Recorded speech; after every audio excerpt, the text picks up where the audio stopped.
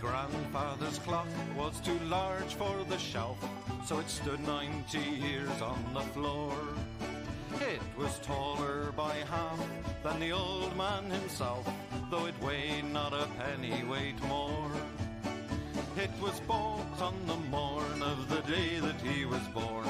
It was always his treasure and pride, but it stopped short, never to go again when the old man died. 90 years without slumbering, tick-tock, tick-tock, his life seconds numbering, tick-tock, tick-tock, but it stopped short, never to go again when the old man died. In watching its pendulum swing to and fro, many hours had he spent while a boy. And in childhood and manhood the clock seemed to know, and to share both his grief and his joy. For it struck 24 when he entered in the door, with a blooming and beautiful bride. But it stopped short, never to go again when the old man died. 90 years without slumbering, tick-tock, tick-tock, his life seconds numbering, tick-tock, tick-tock, but it stopped short, never to go again when the old man died. My grandfather said that of those he could hire, not a servant so faithful he found. For it wasted no time, and had but one desire, at the close of each week to be wound. For it kept in its place, not a frown upon its face, and its hands never hung by his side. But it stopped short, never to go again when the old man died.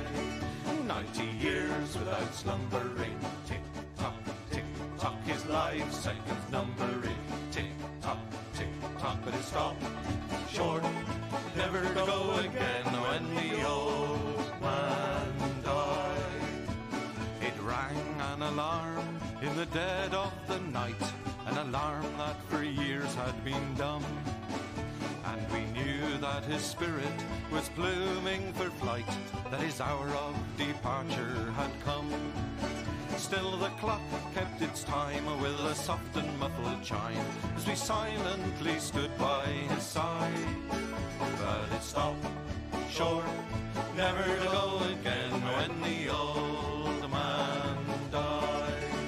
90 years without slumbering, tick-tock, tick-tock, his life seconds numbering, tick-tock, tick-tock, but it stopped short, never to go again when the old man died. Yes, it stopped short, never to go again when the old man died.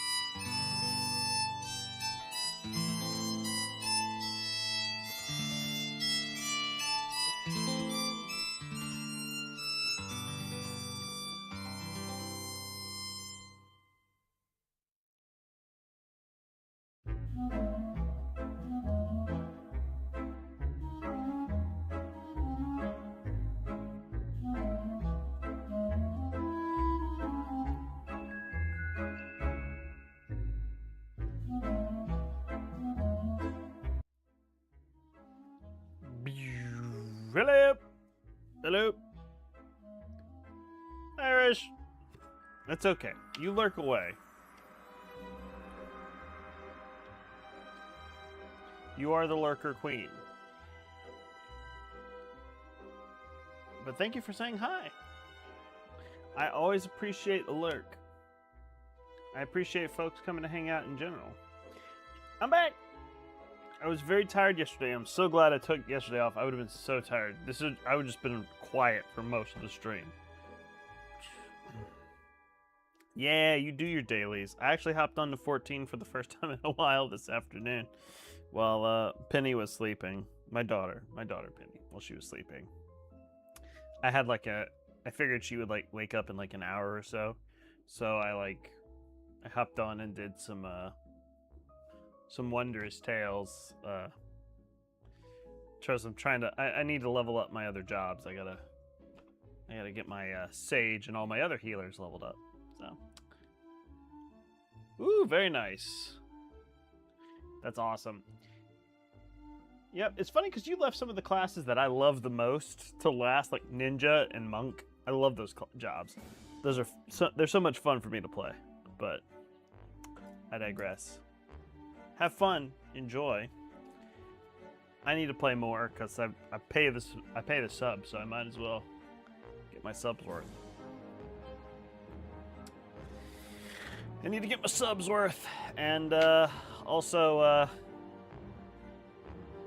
I don't know. I might need to change servers and just try to get a house again and play with you guys because nobody in my or at least play with like Lucky and them because nobody in my free company hangs out with me anymore.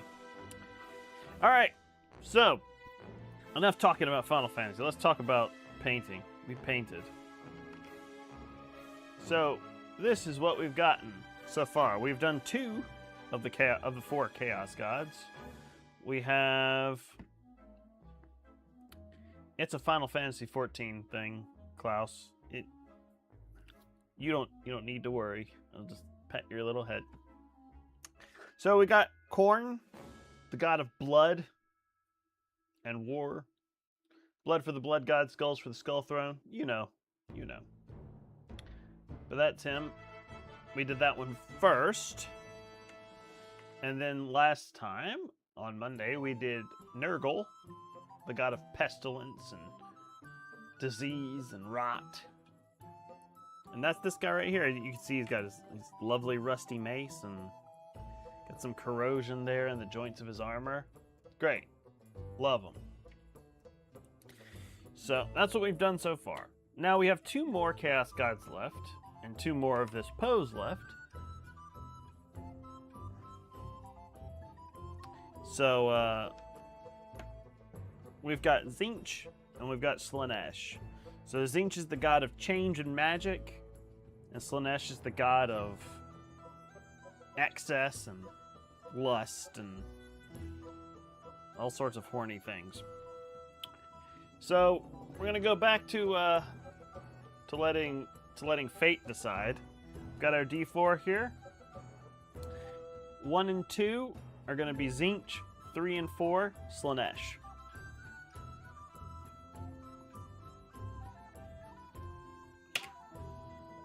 It's a 4. Slaanesh. Slaanesh. Okay.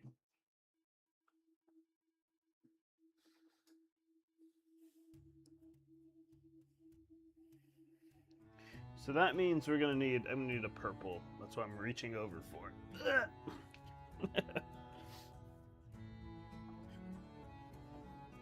Alrighty. So I have a little idea in my head how I'm gonna paint this one. I think I'm gonna go for a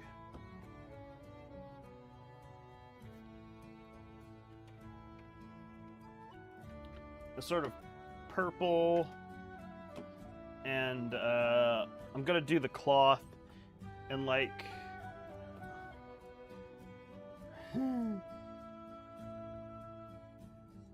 I'll allow it because it's a correction to to an inaccurate statement. Slash is the slut god. They are quite, you know, quite promiscuous.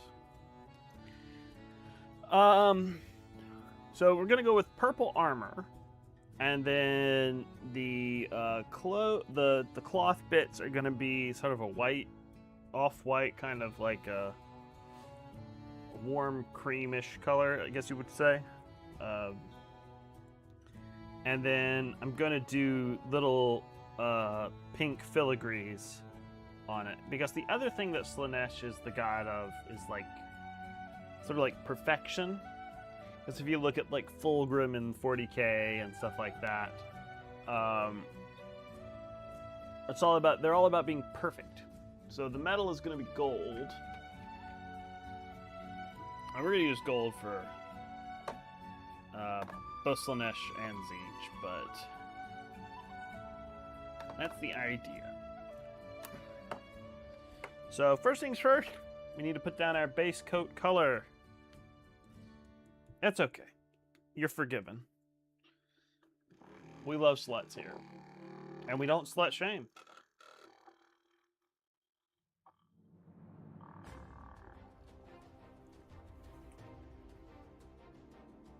So we're going to use Nagaroth Knight as our base purple for our armor.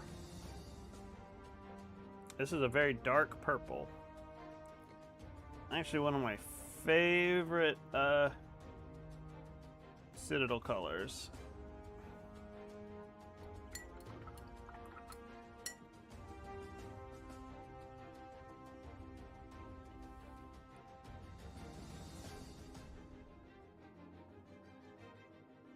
It's a very old pot of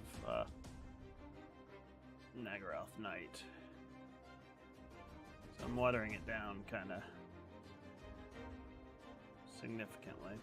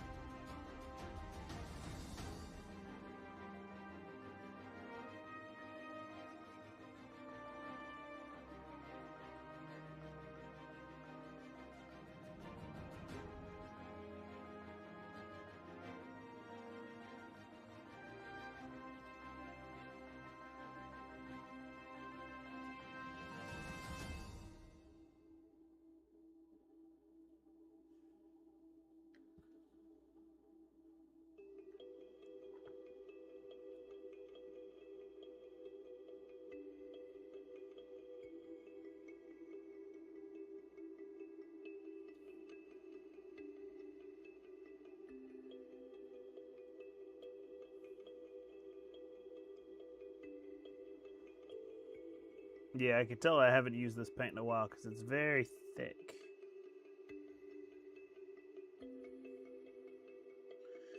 It definitely needs to be watered down.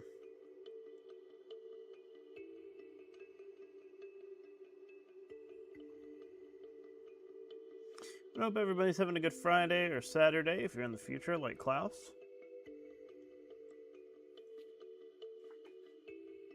Oh, thank you. It's like I just said. Timing. But I hope everybody is having a good one. I had a pretty peaceful day.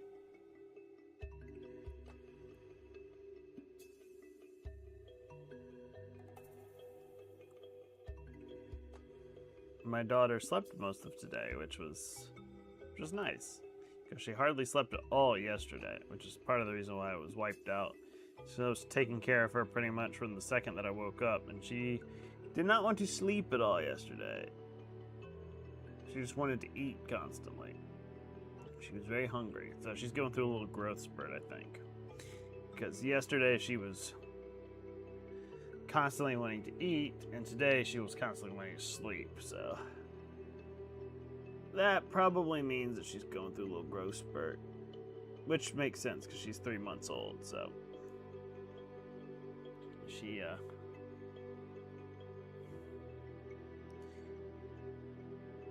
she probably be growing,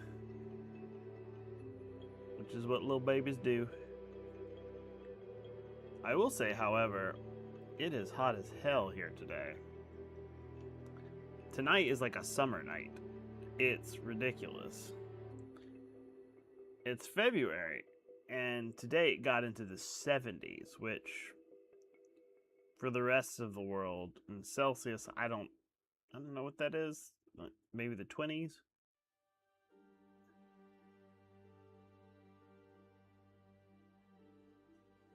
It was warm. It was very warm. Right now, if I check, I thought I had a weather thing on my computer. I guess not. Anyway, it got up to like 72 today. And it's still hot. Like, my room is very warm. And since I'm using all these programs on my computer is getting very warm. And yeah. And also I'm wearing this hat, so that makes me even warmer. But the hat is necessary.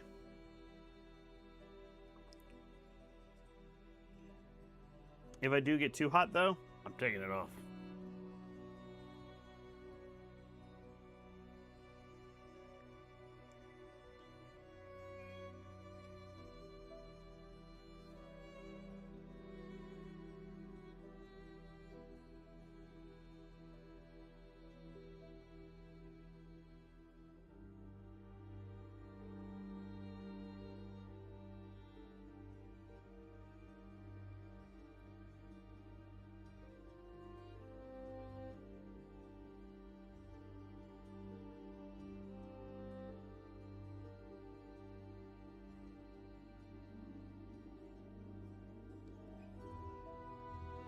Yeah, it's very unseasonably warm.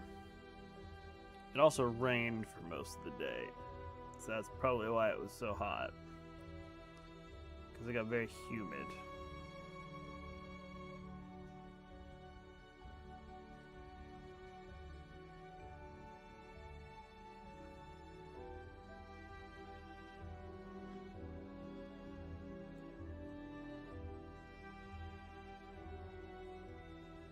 And this has been Weather Chat with the Wizard.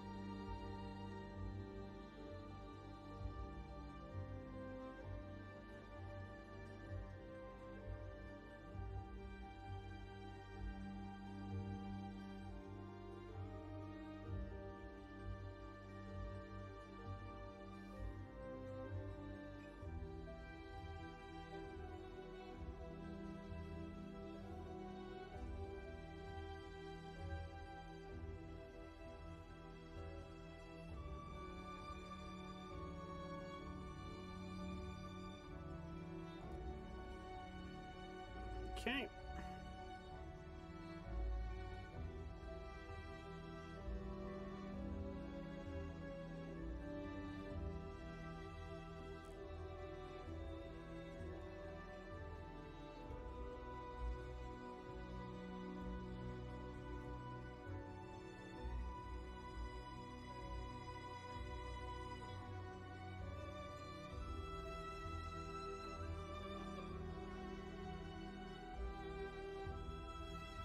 Woo.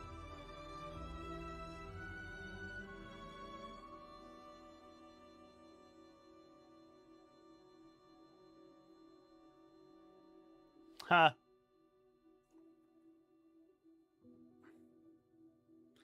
Yeah, and it Southern Hemisphere, love it.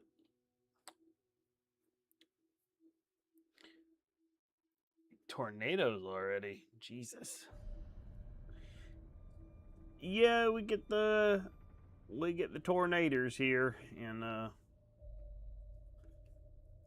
especially the American South, and more so in the middle of the country where it's very flat.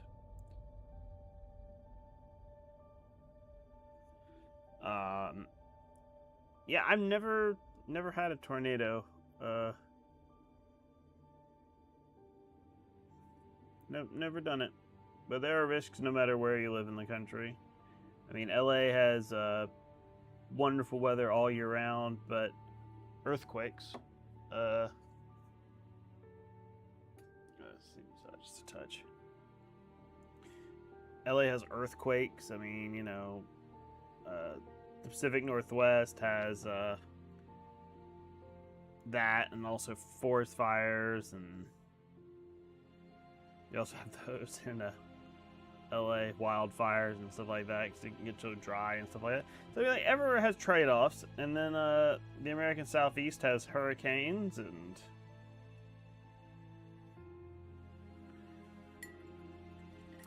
tornadoes and all sorts of things. I don't think there's a single place in the United States where they don't have some sort of weather pattern that threatens them at some point. Yep.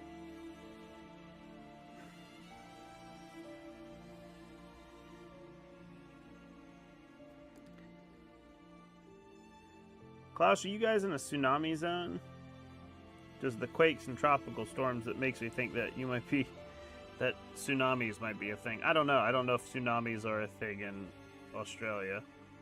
I mean, I know they are in Japan, obviously, and Southeast Asia. But I don't know. I can't remember, at least, Australia getting hit by a tsunami, and or New Zealand, for that matter.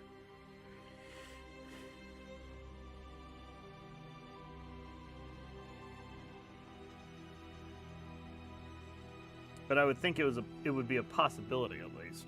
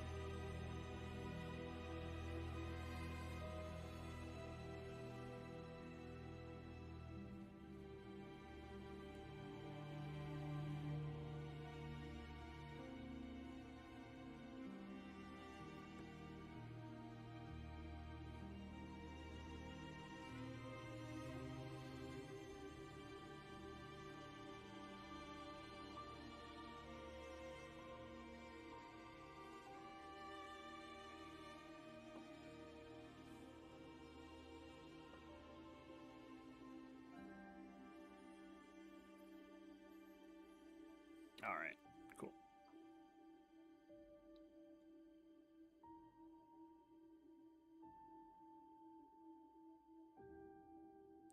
Ah, volcanoes. Yeah, that's probably equally concerning. We actually have a fault line where we live, but the quakes aren't really that extreme. We have gotten earthquakes before, but nothing like super shaky. Or super, like, you know, earth rattling. I remember when I was in college, we had an ice storm one winter, which is a rare occurrence for us. But we had an ice storm and a pretty decent snow. And the day after the ice storm, there was a huge earthquake. Like, and I say huge, nothing really crazy happened, but it was enough for us to, like, feel it, which was pretty wild. So we heard a rumbling and we were like, what the hell is that? It was an earthquake. Hey, Tiny Air. RTV. Odd. I'm just going to call you Odd. Hi, Odd. Good to see ya. Welcome back to the stream. We've been doing some more HeroQuest. We're very nearly done with the core set. We are painting up our four what you call it? Dread or Chaos Warriors in the style of the Four Gods of Chaos from Warhammer. So we have done Khorne and Nurgle. I've been letting a D4 determine which Chaos God I paint, and we have 2 left. So this one was Slaanesh.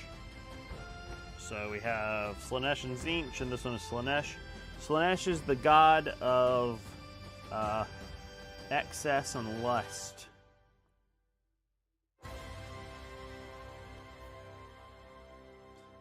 So we're going for sort of a deep purple,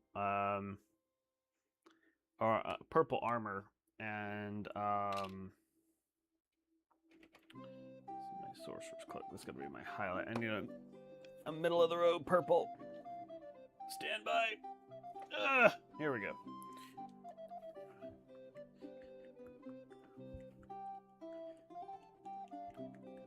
Oh yeah. Oh, thank you very much, Odd.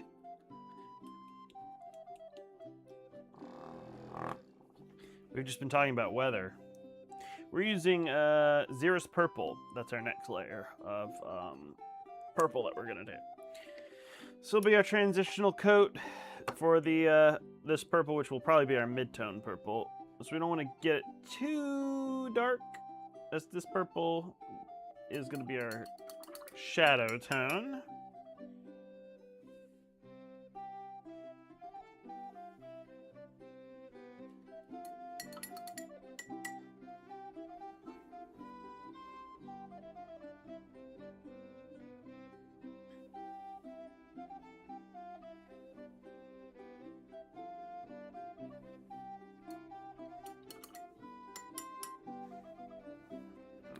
Switch to a smaller brush.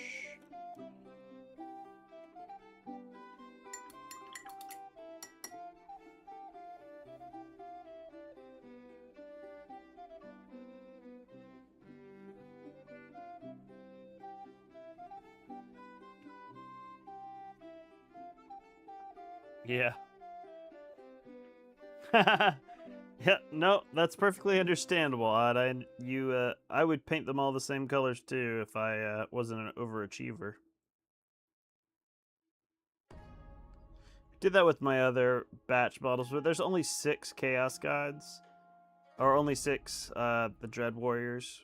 I always call them Chaos Warriors just because out of habit. But there's only 6 of them. So there's 4 of this pose and then 2 of another pose, which I can show you in just a minute.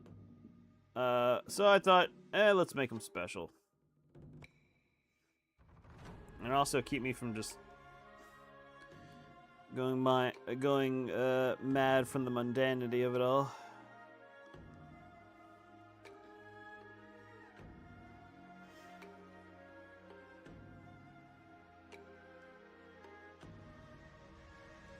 Yeah. That all good, Klaus. Put your groceries away. We're having a good time tonight. It's Friday or Saturday if you're in the future. And yeah.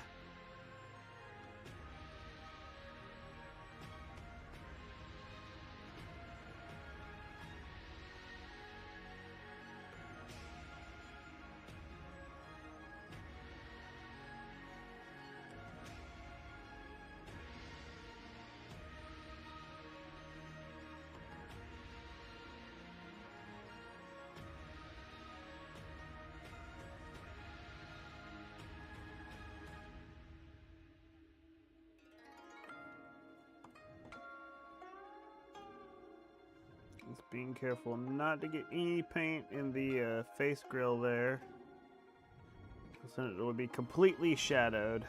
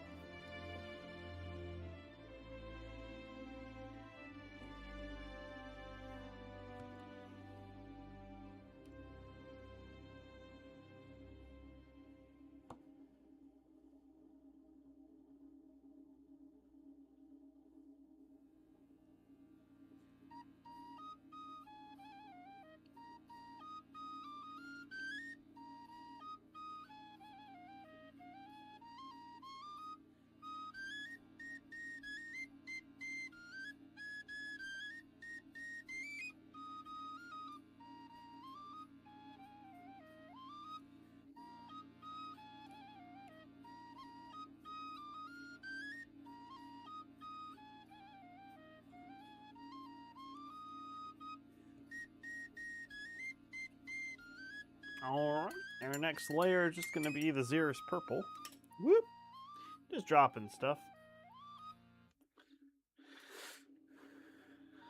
Oh, thank you, Klaus. Yeah, it's a good color scheme, this purple. I'm kind of hemming and hawing on whether or not I wanted to add any of the pink. I think it might be a bit too much. I think I might go with a gold filigree instead.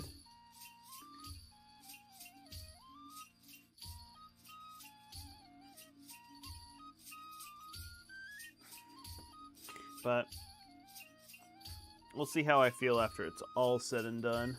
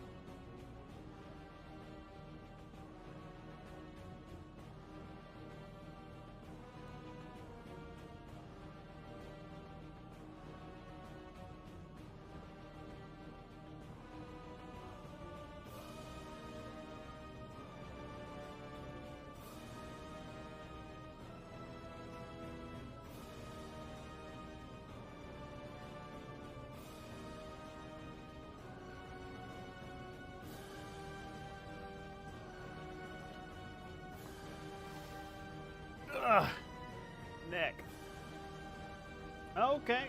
Have fun with your, have fun with cutting your lawn there.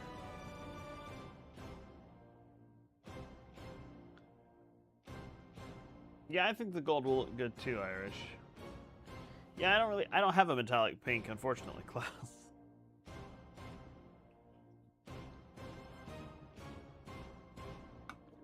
But I think that the gold's gonna look good.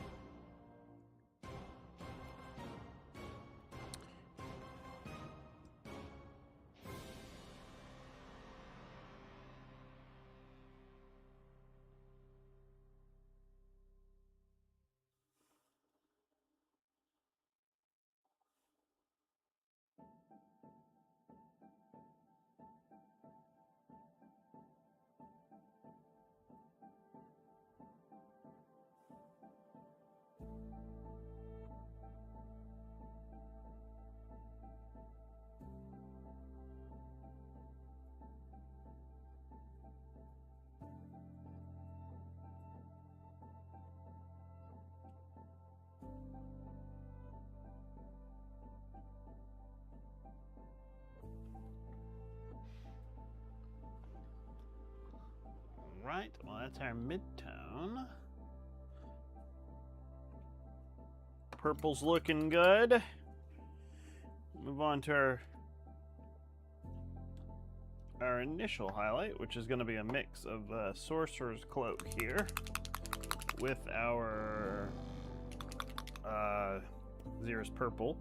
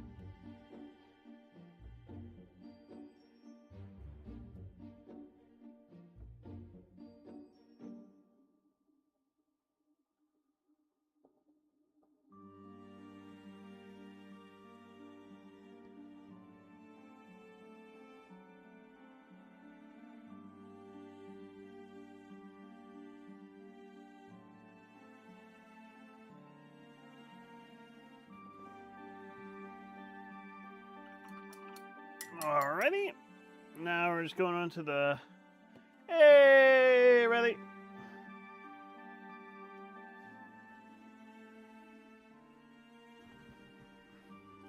Maybe so. How you doing, Robbie?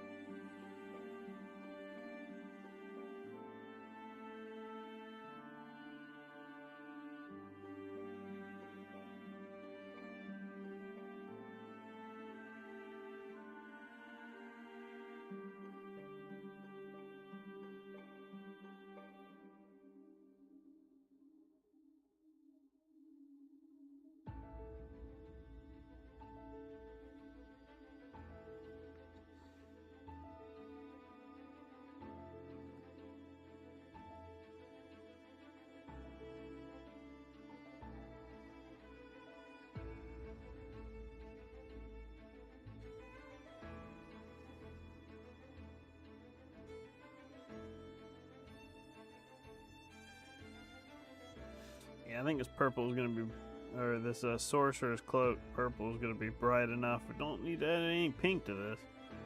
That's for sure.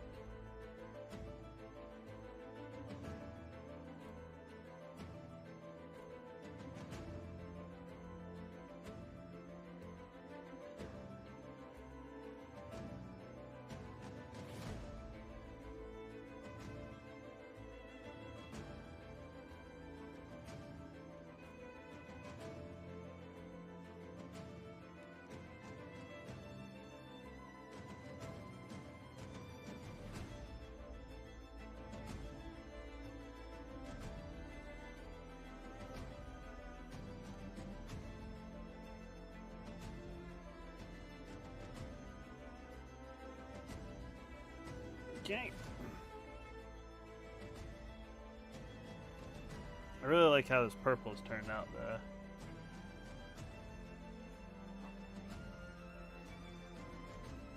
though. Thanks for the alert to help the numbers.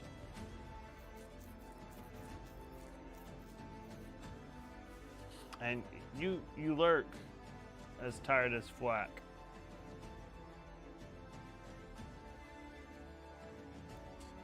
Well, I mean, you know, I do think it looks good, but I'm also a little biased, you know. I need people to keep me grounded and say, no, this looks like shit.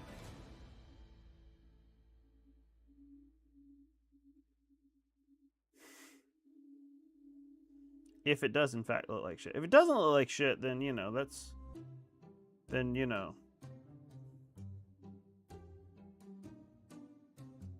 Then tell me it doesn't look like shit. But, you know. Gotta be honest with me.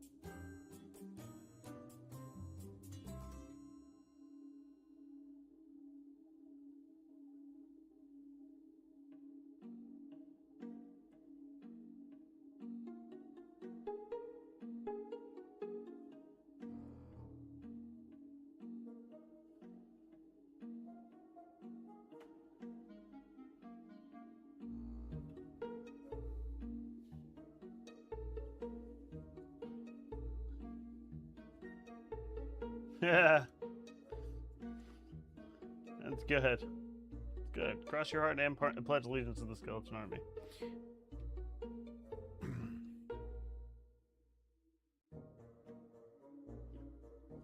Oh, well, I think that purple is done.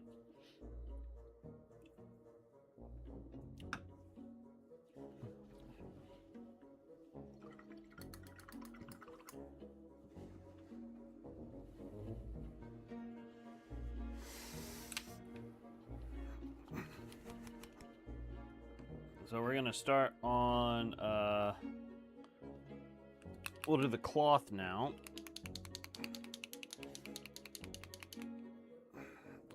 And, our bases are actually gonna be this sort of like mid-tone khaki sort of dealio. This dragon fang, which we're gonna use for the horns later anyway. This is gonna be our shadow color for the cream color on the cloak and stuff.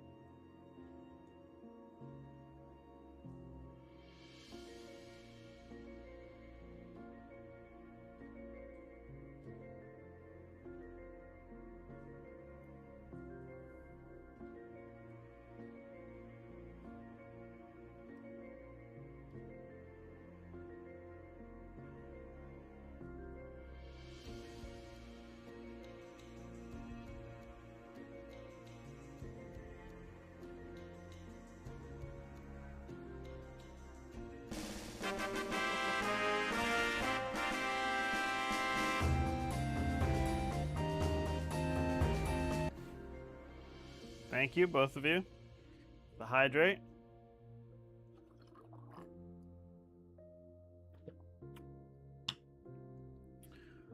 I don't know, Odd. I've been told before that YouTube is removing comments. I don't have like an auto mod set up on YouTube because I don't know how that really works. I've been told that people have been having trouble commenting on the YouTube chat. I'm gonna have to go in. I'll have to look into that.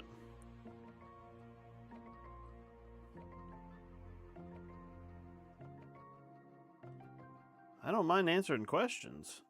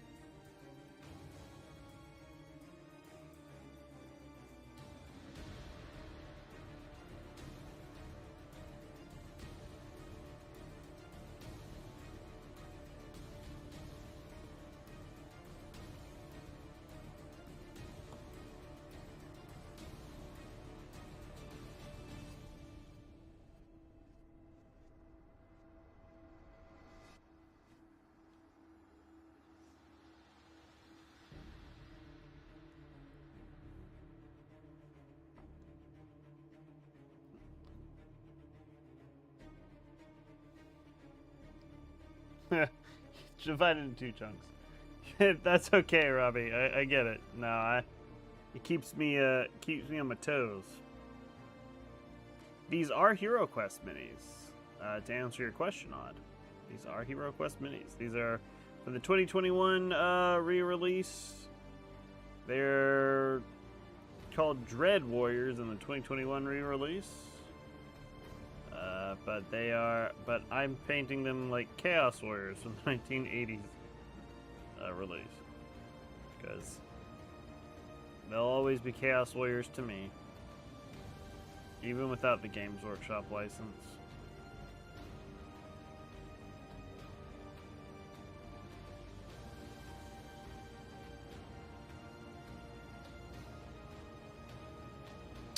They are definitely going to be used in the game.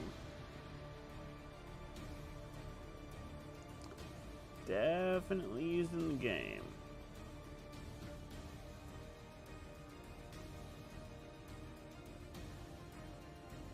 Some of the tougher enemies.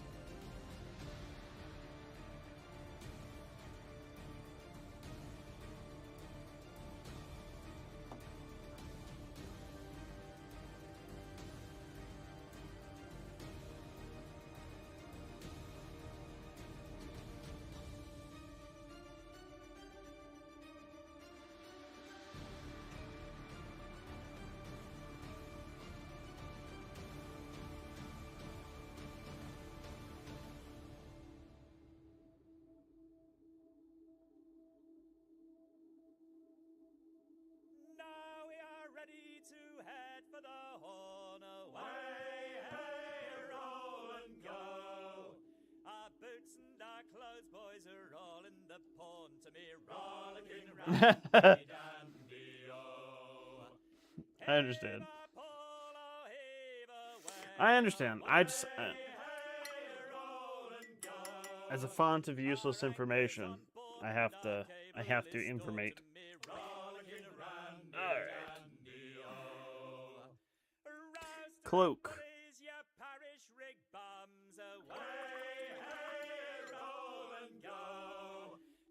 I have to use my big brush for these guys because so much real estate and these little like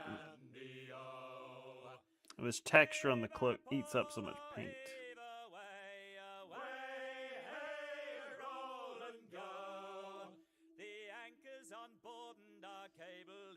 To me, rollicking randy-dandy-o. Rouse to our bullies, the wind's blowing free. Away, hey, roll and go. Let's get the glad rags on and drive her to sea. To me, rollicking randy-dandy-o. Heave a pull, oh, heave away. Away, hey, roll and go. On board and our cable is stored to me, rollicking randy-dandy-o. We're outward bound for Valley-Po Bay. Way, hey, roll and go. Get cracking, me lads, 'tis a hell of a way to me, rollicking randy-dandy-o. Heave a pull, oh, heave away. Away. On board and our cable is stored to me, rollicking randy-dandy-o.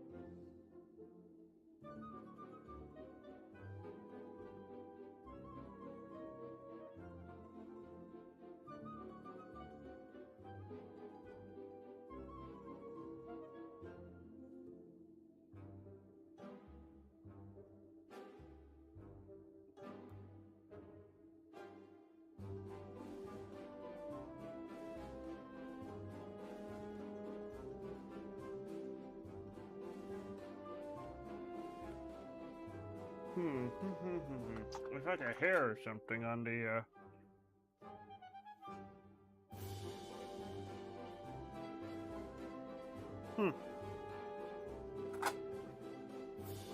Probably, an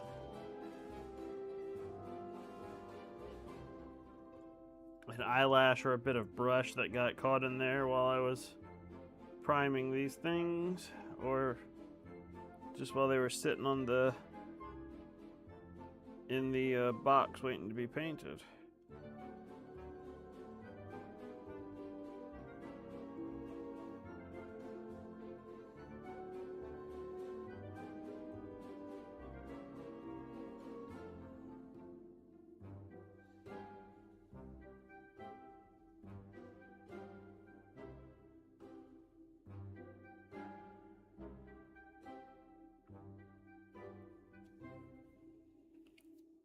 Yeah, yeah. Yeah, I know what you mean, Odd. It can be kind of a pain in the butt to paint over these big, like, sections of models. But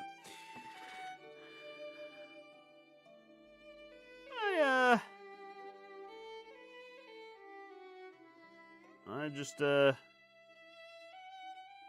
apply multiple thin coats and with grit, gumption, and determination get it done.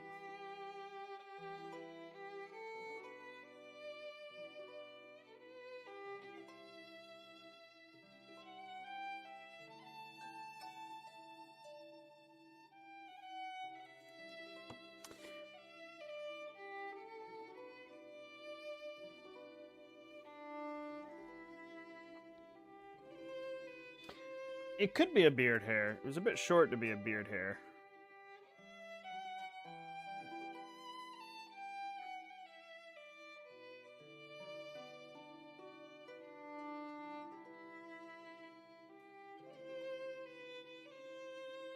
My beard is very long.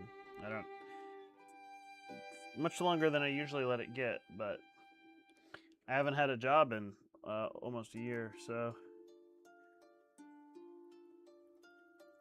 it's just been a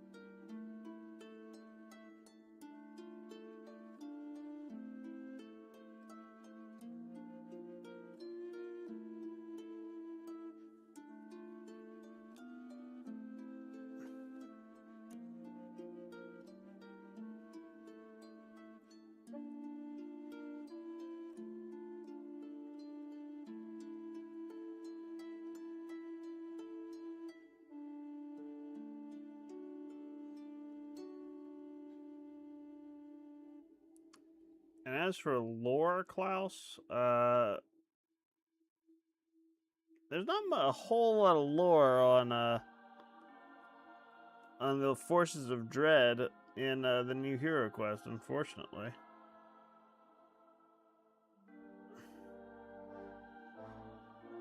I mean, with the old HeroQuest, it was they were Warriors of Chaos, which had its own established lore.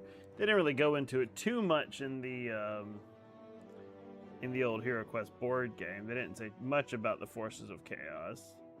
You just knew it was a thing, and you knew that Zargon had made a deal, Zargon being the enemy who controls all the monsters. Or Morkar, if you're in Europe. He made a deal with the forces of chaos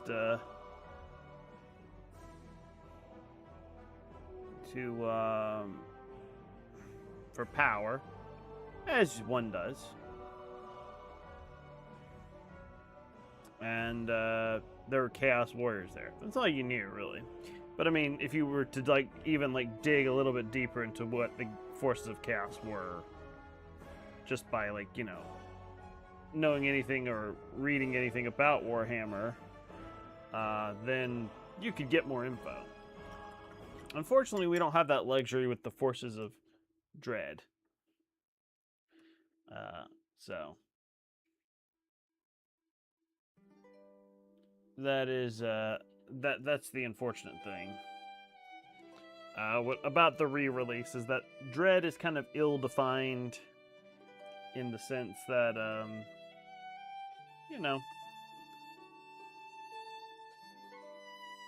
it's who the bad guys serve. The forces of dread. And that's all you know about it. That's all they really tell you. Which is kind of a shame, because there's such a rich history with chaos. They really need to develop the world a little bit more. I would even just take like an art book or something that's got little tidbits of lore, maybe a world map in it. Because at this point, HeroQuest for 2021 doesn't even have a world map.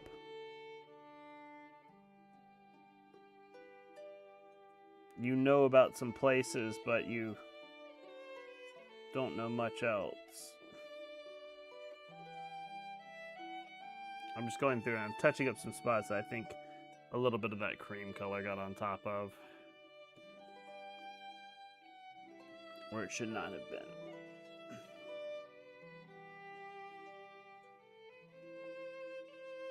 Yeah, I'm just giving you some random lore. You asked for lore, so, I'm giving it to you. The lore I got. There is something, now that I think on it, that's a little bit like a world map. I'm gonna get it while the paint dries for a second. It's not really a world map, but it is a map.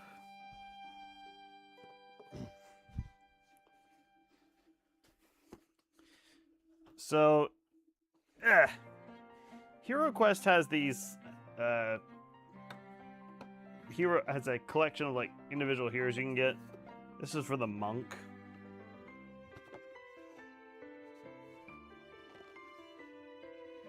And this is a really cool. When the monk came, it came in this little box, and the figures were slotted in here. Created this little scene. But there is this.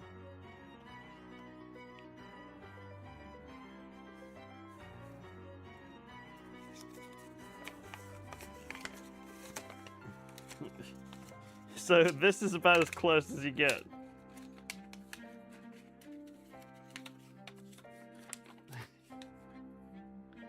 Yeah. So it's got a weird little map on it, but that's as close as you get. And then also there's a cool little thing on the inside there about the tournament. And that's part of the Against the Ogre Horde expansion. Where you can your first few quests you can compete in a gladiatorial tournament. It's pretty cool. Pretty cool.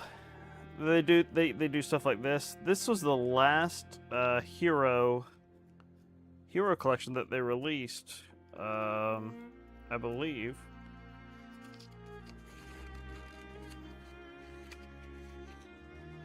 I'm trying to think. Yep, it was the monk, because the three that they've done, they did first was the Knight Commander.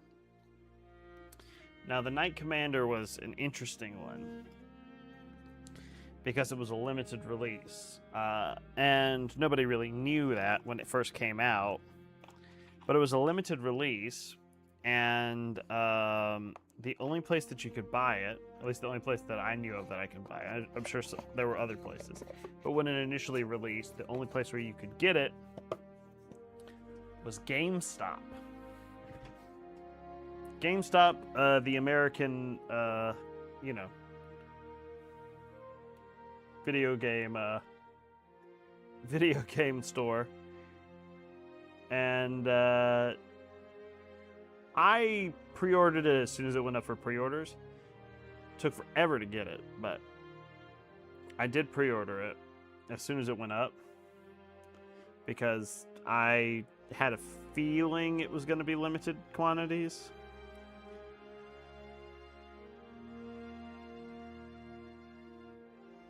I was like, ooh, I get the feeling like they're going to run out of this and we're not going to have it.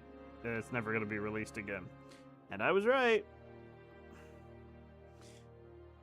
So I do have a Knight Commander, which you cannot get at all anymore. But you can still get the Knight Hero for the Rise of the Dread Moon expansion. It's the same hero, just a different figure. You cannot get the Knight Commander figure anymore, I do not believe. And, yeah. And then the next one they released was the Rogue Heir of Elathorn, which is a very good hero. And he consistently sells out everywhere. He and she, I guess. They consistently sell out because there's two minis in the package. A male and female model.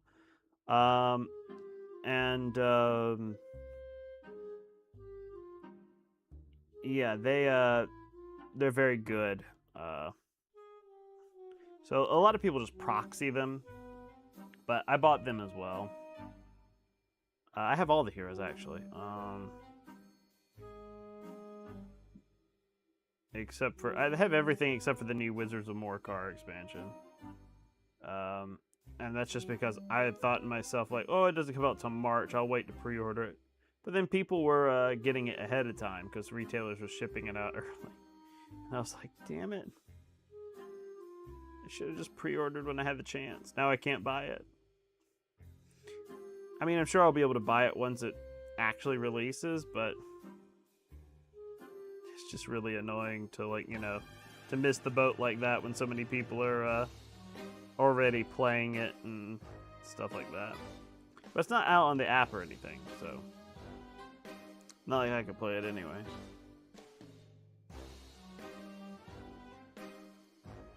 So I don't have anybody to Zargon for me. I'm my own Zargon. Okay, so we got our base tone down for the cloak.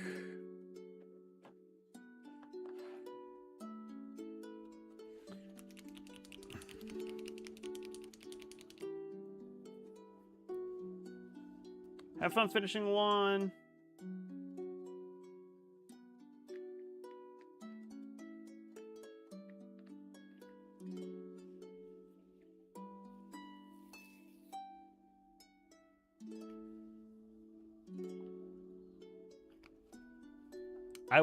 Please do tell me, Robbie, next time that I'm on chat.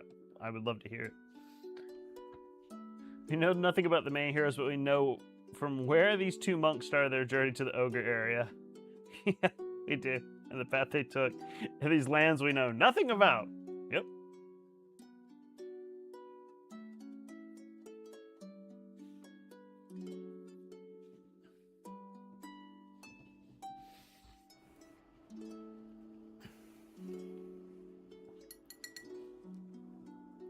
Yeah, I always thought it was kind of funny that we know so little about these main heroes and we play as them. I guess you can, like, kind of make up your own story. But there obviously are characters of their own. So it's kind of like, you know, we're using Ivory Tusk next. This is going to be sort of our go-between, or our midtones. They're obviously characters of their own. So you're like, we should know something about them besides the fact that, like, you know,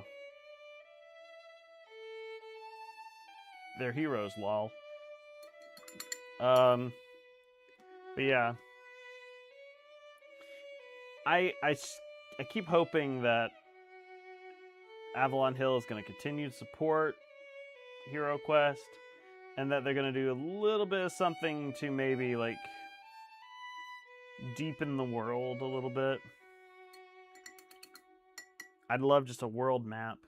I know I said it already, but I'd love just a world map even. Like, show me on a map where the World's Edge Mountains are. Show me on a map where Keller's Keep was. Show me where the Imperial City is.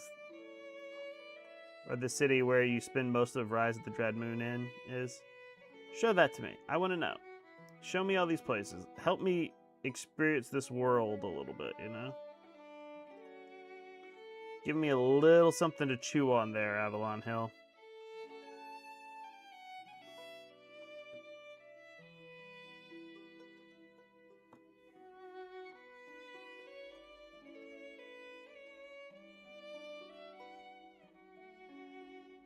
I'm not asking for so much that it becomes a D&D setting, unless, you know, you want to do that.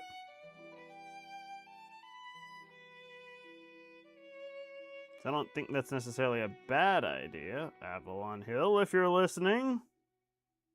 You work with Wizards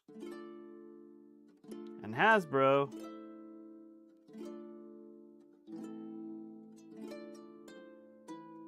I mean, the original HeroQuest had friggin' had books set in that world with these heroes as characters, or something like them as characters.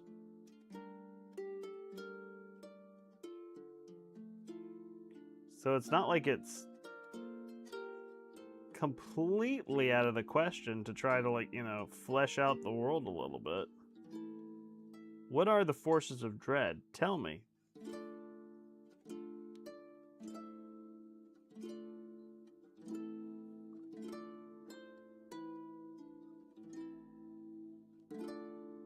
Why are some orcs good and some orcs bad?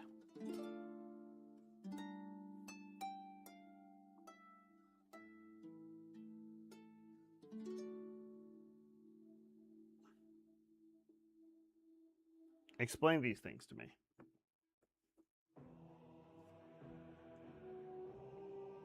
Yeah, they give you like a town thing to like hang out in. I say hang out in. I mean, like, you know, you can like train your heroes in it, as far as I know. Just from looking at the pictures that I've seen of it.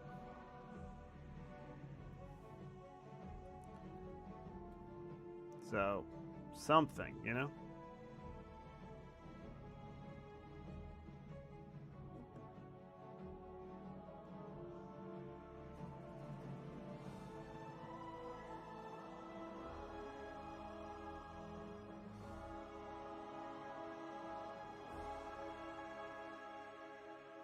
But, you know,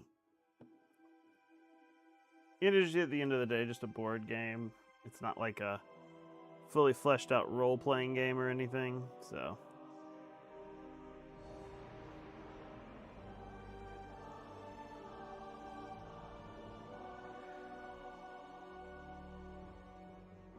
I'd love it if they got a little bit more into the role-playing game aspect of it, but they want it to be accessible, I know, so.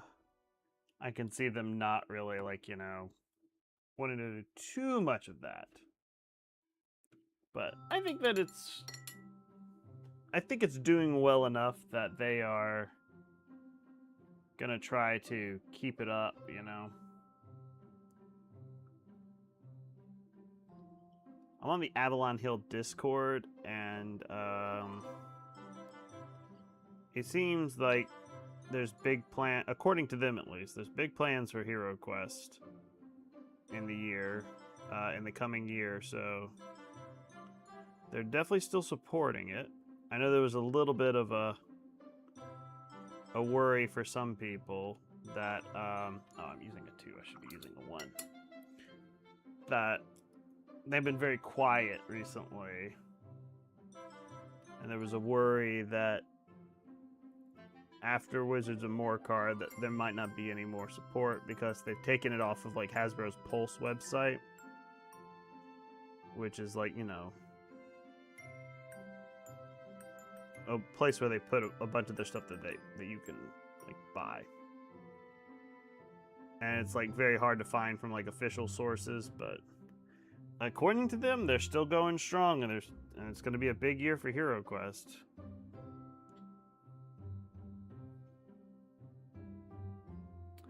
And I've also heard somebody say that there were rumors that Avalon Hill was going to go independent. And to that I just say, not bloody likely.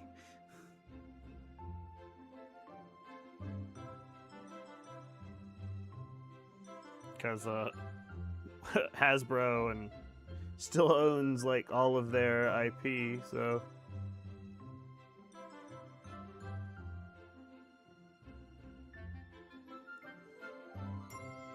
it's not bloody likely.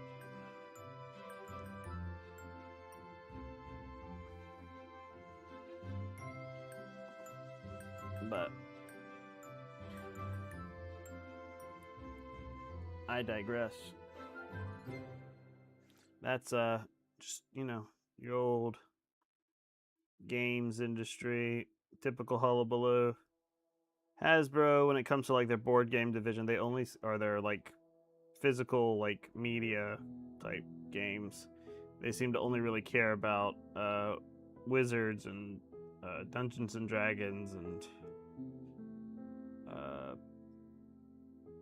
Magic the Gathering, which fine. I mean, I play both of those games, but Avalon Hill is their like prestige board games division or whatever. And I still think there's a lot of demand out there for board games. I mean, they make Betrayal. They make HeroQuest, obviously. What was the other game that they make? Talisman, that's it. Talisman. That's another one that they make. That's got a pretty devoted fan base. I wouldn't be surprised if we saw some crossover between HeroQuest and Talisman. I believe back in the day when it was a Games Workshop property, there was some crossover between those two systems, if I'm not mistaken, which I very well may be.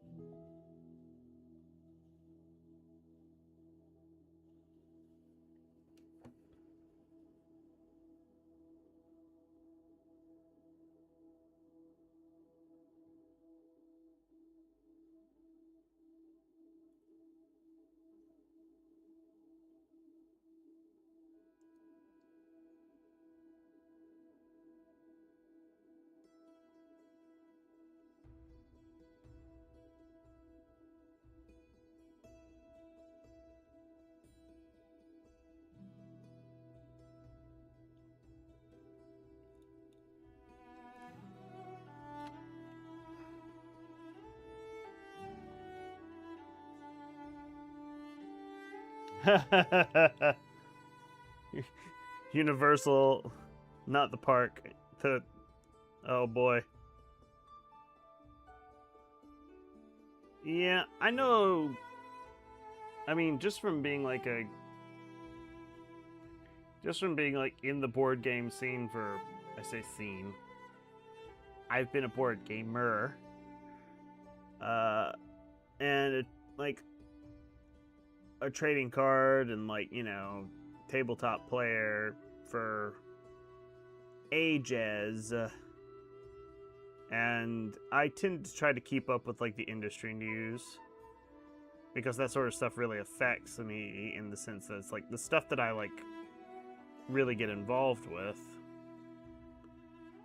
or really like, you know, play, like, you know, I'm not gonna like just play something and not have like a try to understand what's going on with it. Like I always like tried to keep track of, like, when I was a big Warhammer 40k player, which not so much anymore, but when I would try to keep track of stuff that was going on in the tabletop industry, like with Warhammer and Games Workshop and their competitors and stuff like that. And all about, like, Games Workshop's, you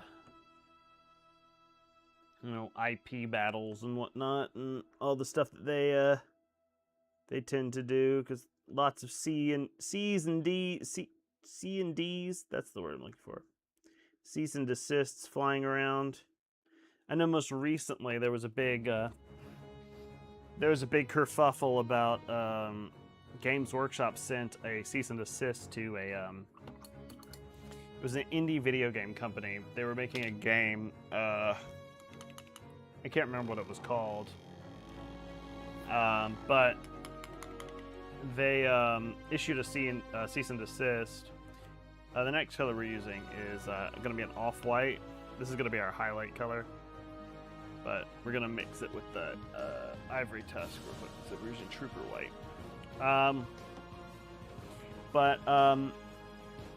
They were releasing, like, it's like a strategy like game, and it basically looks like 40k. And they put an image out advertising their game that basically looked like a Chaos Space Marine. I've seen the picture, and people will always there are two people whenever you talk about Warhammer or Games Workshop defending their IP, or like issuing a cease and desist or whatever. There are two types of people who come into those comments. The first type of people are look at GW being litigious again. You know, always eager to sue someone. Those folks. And then the second ones are, Games Workshop is just defending their IP. They have every right to do that. Those are the two people. So now, I don't fall into either camp particularly. And oftentimes I find that neither camp is completely correct or incorrect. For this particular one, I felt like GW definitely had a case, because it definitely looked like a straight up Nurgle Chaos Space Marine. Which definitely is their IP. It was, I mean, you know, very, very obvious that this is what they were going for. And there's a difference between homage and just, you know, straight up ripping something off. And in that case, you know, it's just like, you know, just change it, you know, that's all you got to do. And I think that's all they wanted them to do. And it was just one ad. And they said, just change it. That's it. But, you know, of course, they're the people who are like, you know, GW is the devil and yada, yada, yada. I think that's not an inaccurate statement. They are not a particularly friendly company anymore. They've kind of become a faceless corporate conglomerate that only cares about profit. All you have to do is look at how much money they're making and how much it costs for them to make their models over how much they sell them for.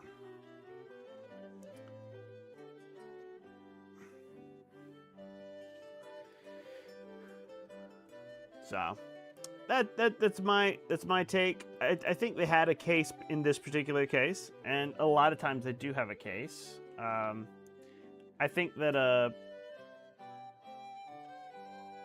think sometimes they go a little bit overboard. a lot of times they'll issue like they'll push back against like small sellers, like for selling like dice or something that like vaguely resembles what they have or their properties. You know,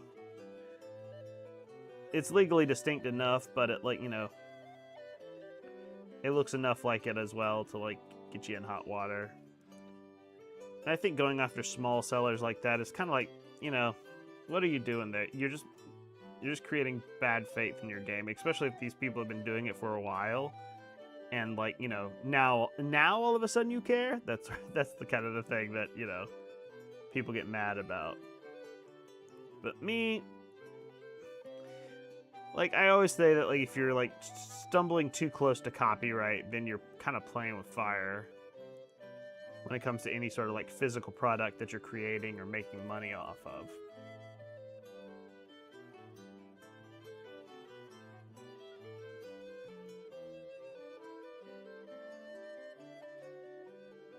So if you're making dice and you're putting, you know, the symbols of like chaos or like the Imperium of Man or something on them, good for you. I'm glad you're making something, but at the same time, you're playing with fire, because at any point in time, Games Workshop's corporate demons could come down, crashing down over your head and make you have to stop.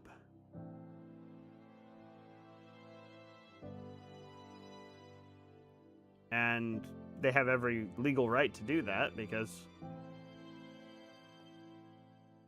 Chaos Gods and stuff like that are 100% their legal IP.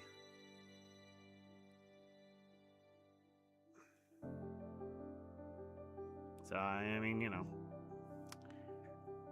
they have every right to enforce it. So, you know. And the amount of people I hear complain about Warhammer and Games Workshop that still buy Games Workshop models or rule books, I'm just like, if you hate it so much, stop buying it. You know, if you want it to change, stop buying it. You know, stop purchasing the product if you don't like it.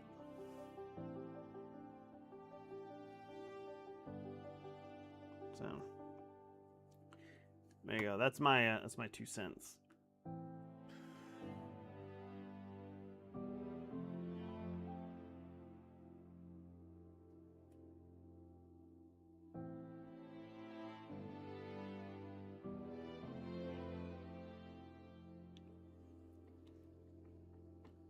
Alrighty, I'm gonna call that cloak done.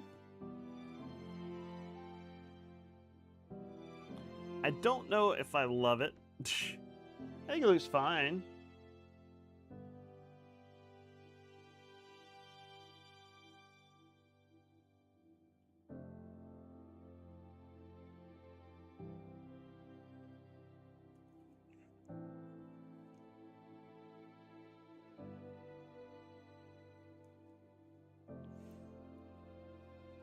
But I don't know if I'm completely in love with the way that it turned out. Particularly the back here. I think this texture, I know there's something about the texture that just doesn't look right with this white. It's just something about it. I don't know what it is. I'm not in love with it.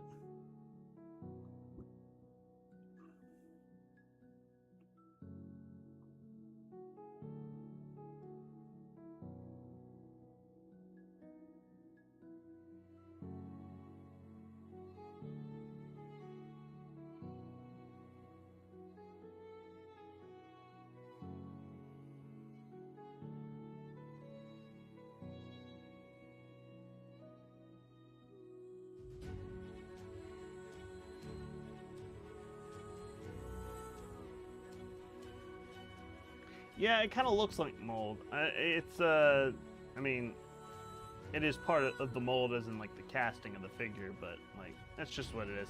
I'm just not super crazy about the way that this cream color turned out, but it's fine. It doesn't look terrible, so we're gonna leave it. And that means we're gonna do the horns next, and then we're gonna do the metallics, and then we'll be done.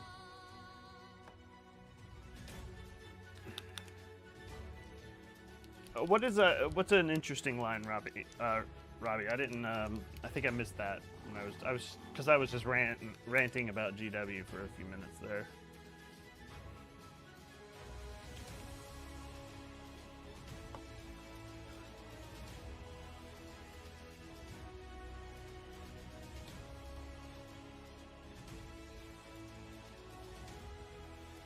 I kind of lost in my own sauce.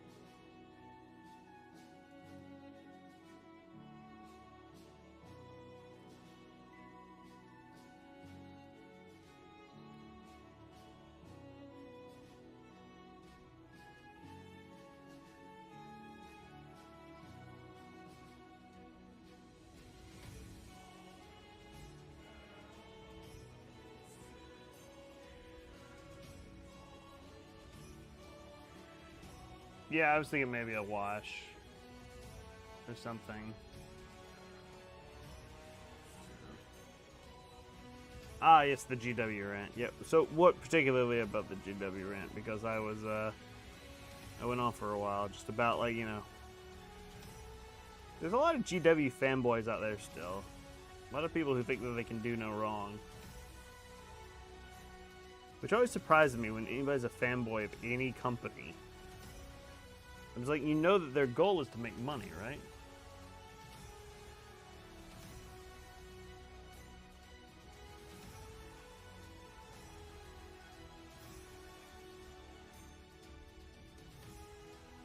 So at the end of the day, they have a duty to their shareholders.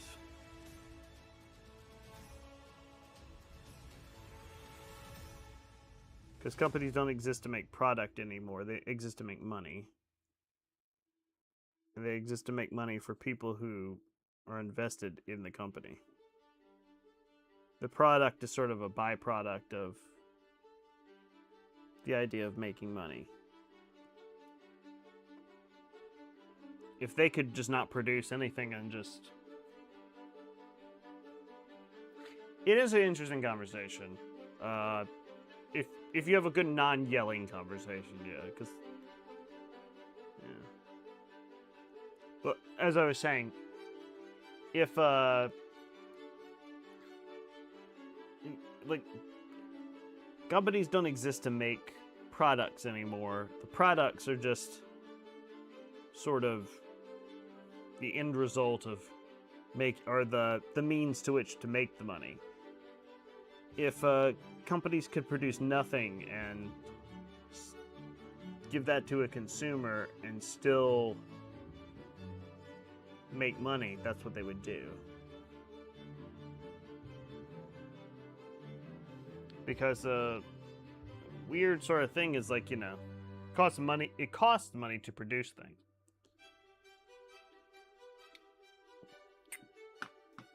Which cuts into their profit. So if they didn't have to produce anything, they wouldn't.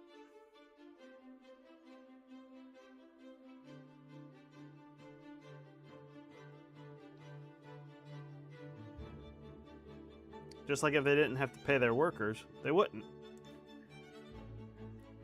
Which is why so many American companies send labor overseas to China.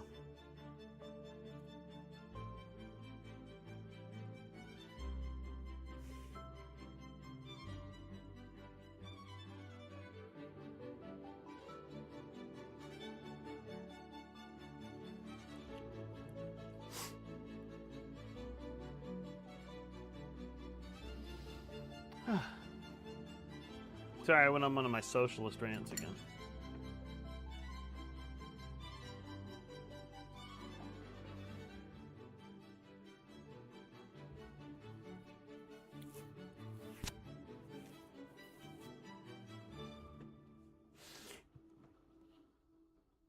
I just get really annoyed. About the way that companies operate nowadays. Is that one of the things that pisses me off the most is that companies have to maintain a profit every single year. Like, you need to make more money every single year than you did last year.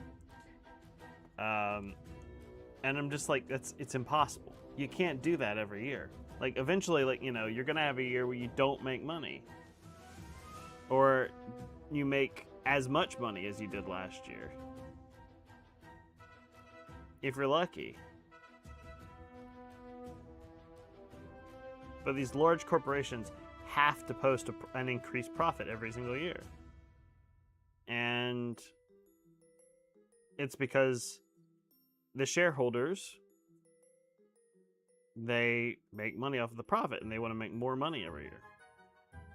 It's impossible. It's unsustainable. You can't do it. Exactly. It's impossible. You can't do it.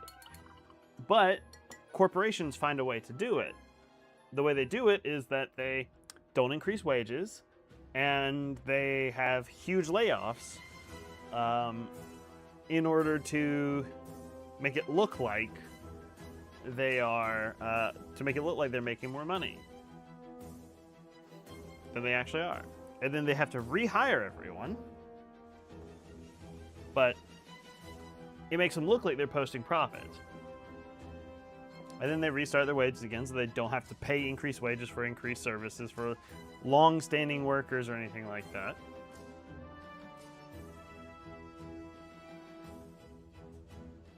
So, you know, just your basic corporate evil. Yeah. So that kind of thing pisses me off to no end, because that's the way that corporations operate nowadays. And it's not how they always operated. It is not how corporate America always operated.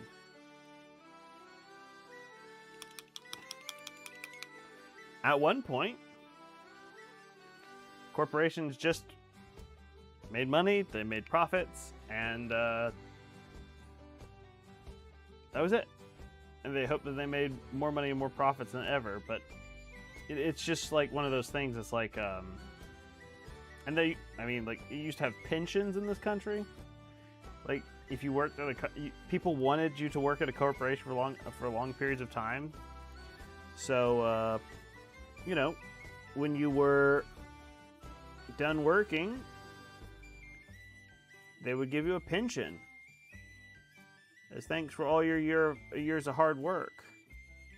And then at some point, it became, hey, we're not going to offer a pension, but we are going to do this thing called a 401k, which it's really great. Let me tell you, all these years that you're working here, we're going to take a little bit of that money out of your paycheck every month. You know, that money that you work for, that you do a job for with us for us, and we're so grateful. But we're going to take a little bit of that money out every month, and we might match some of it.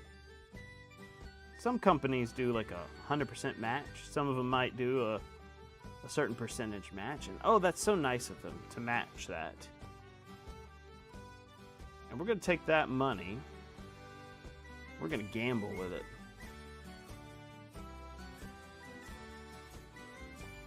But we're not going to call it gambling. We're going to call it investing. We're going to invest that money in the stock market.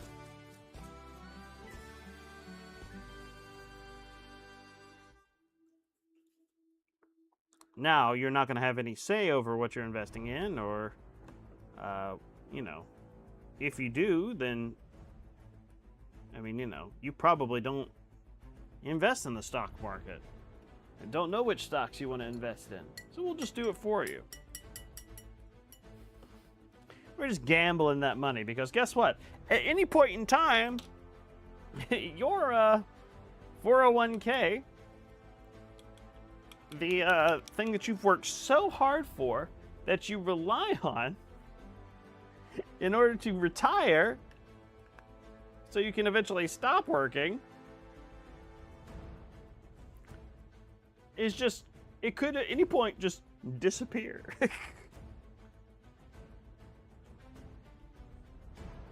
Why? Yeah, the economy got bad. Crashed.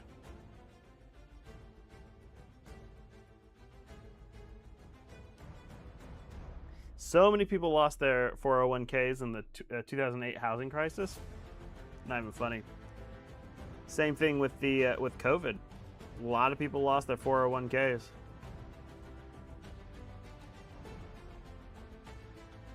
When the stock market crashes, that money that you've been investing for years could just go away.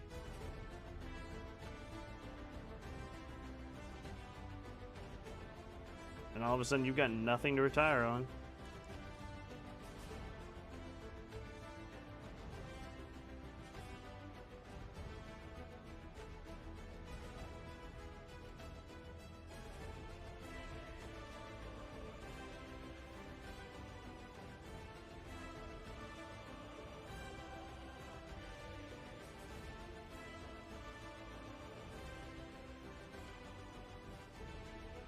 Sorry, I'll get off my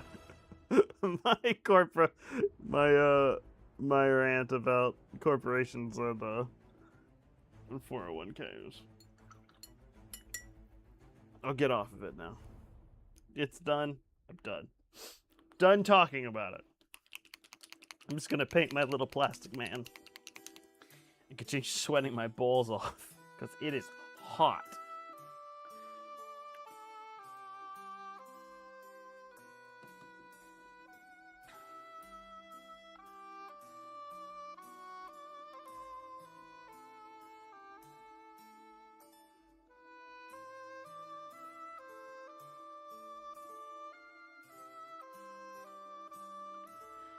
Whew.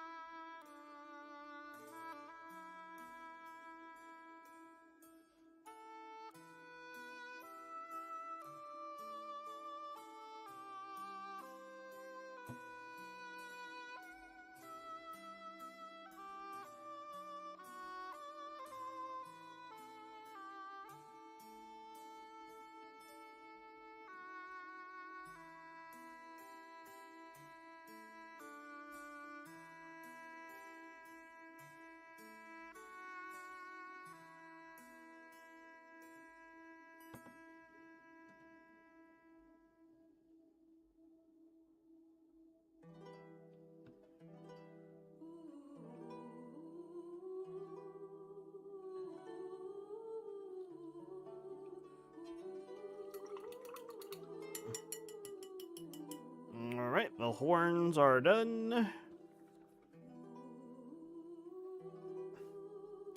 Alright, now we can start on the metallics. I think I want to get, I think I'll just flip over this piece of palette paper that I have here. Because I have a piece of palette paper that I use for my metallics. I want to get one of those little things. It's like they're like the little silicone popping things.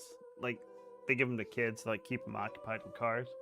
I want to get a small one of those because you can put your metallic paints in there, and you just sort of a little palette, and then you want to clear it.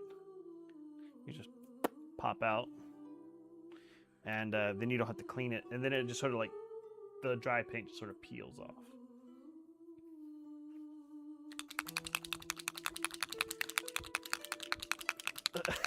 Yeah, I know what you mean, Odd. Like, it's just like, I'm just in my happy little fantasy world, and then I'm just like, you know, it really grinds my gears because it's just thinking about friggin' Hasbro and Games Workshop and just like, ugh.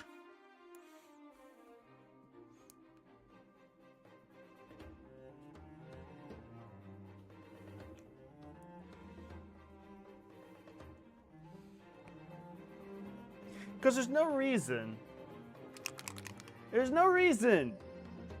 that a basic rule book for Warhammer 40K should cost $100 or $70.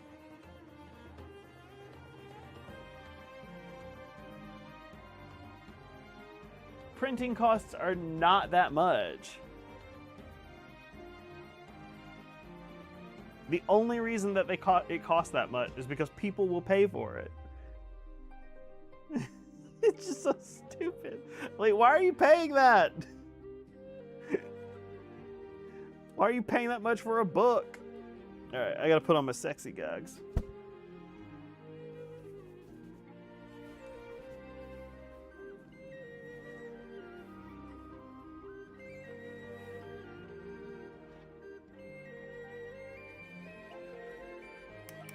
Sexy gogs.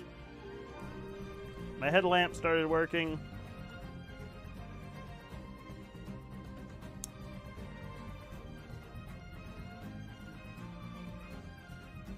Oh.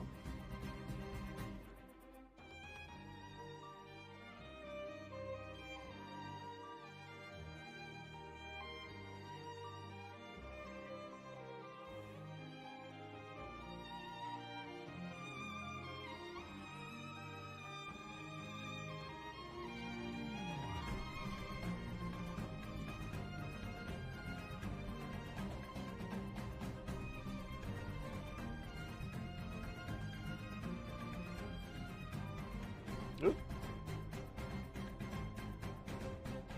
Oh yes. ET's time. I also noticed the problem with wearing these is that I also noticed little spots. There's a little white spot right here that I need to not be white.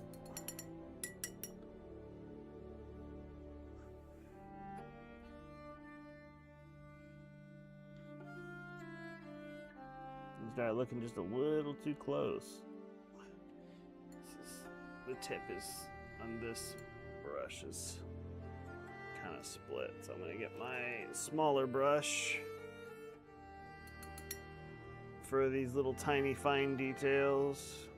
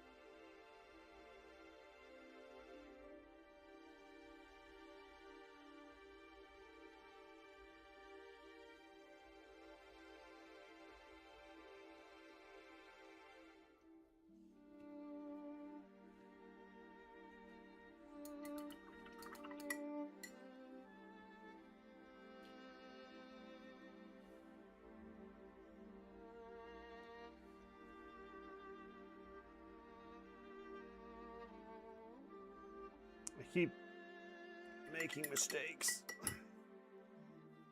Par for the course.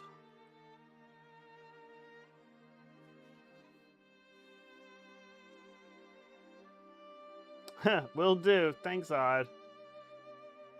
Have a good night. Get some sleep.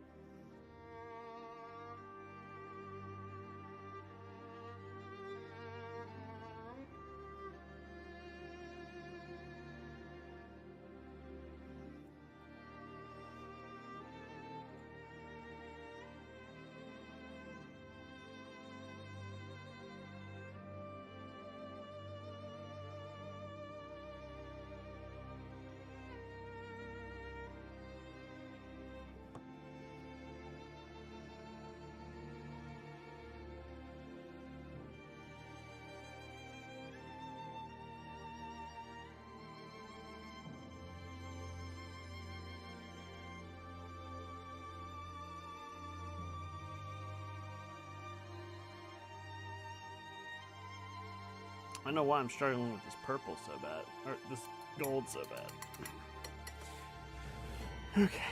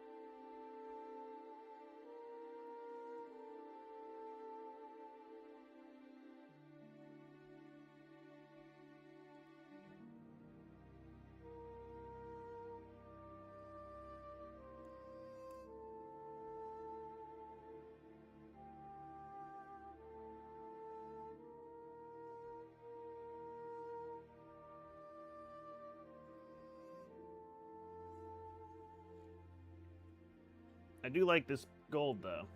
Looks very nice so far. I'm just struggling to put it on for some reason.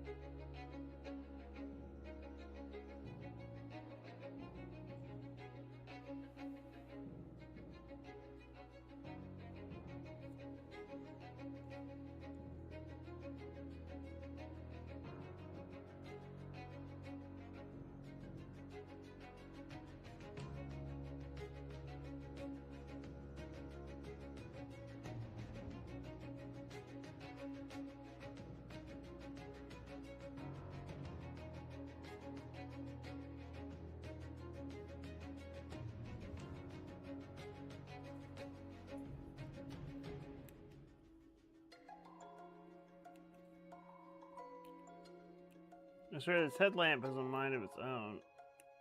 Sometimes it works, sometimes it doesn't. Just decides when it wants to stop and start working.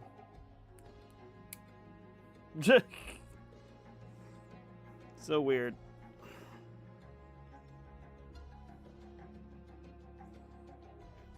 Water on here.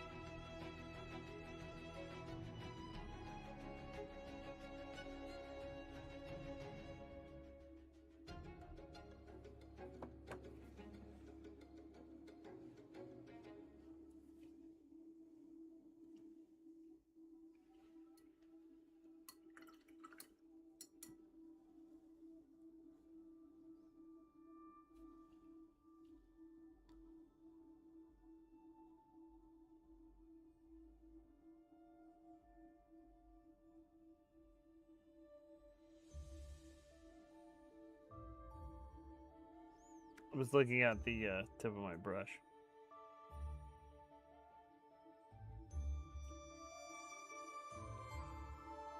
I'm just trying to figure out if there's a split on it or what's going on with it. Why it's not getting me the point that I want.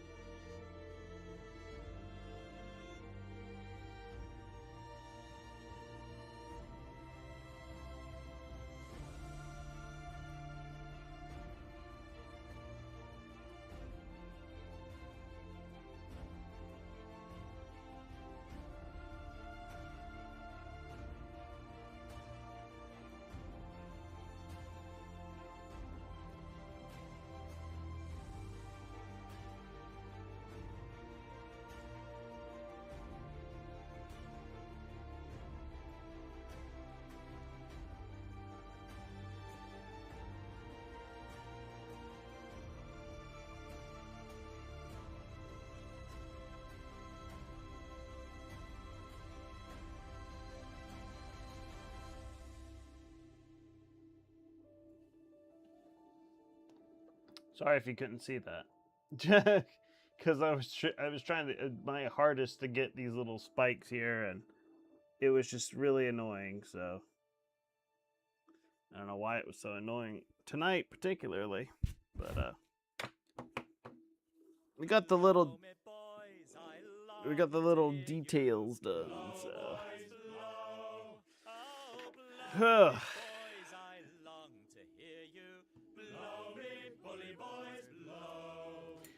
We gotta get the gold bits of the weapon, which are gonna be the these little How'd you know she's a Yankee clipper?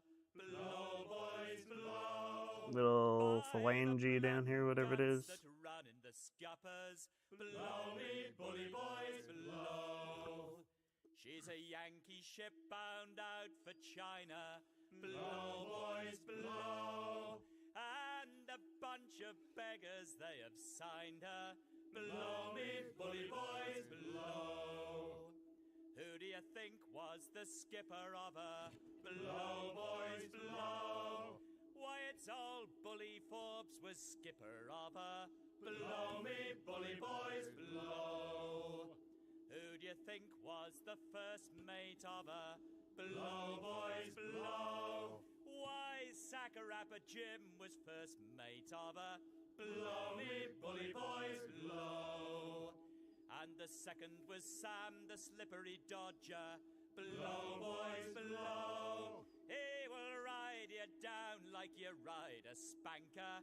Below me, bully boys, below. And what do you think they had for cargo? Below, boys, below.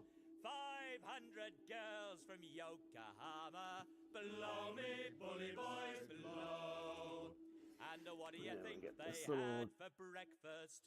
top Below, phalange. boys, below. We're gonna Why, paint them the a silver. starboard side of an old sou'wester. Below me, bully boys, below. And what do you think they had for supper? Below, boys, below. It was handspike, hash, and a roll in the scuppers. Below me, bully boys, below.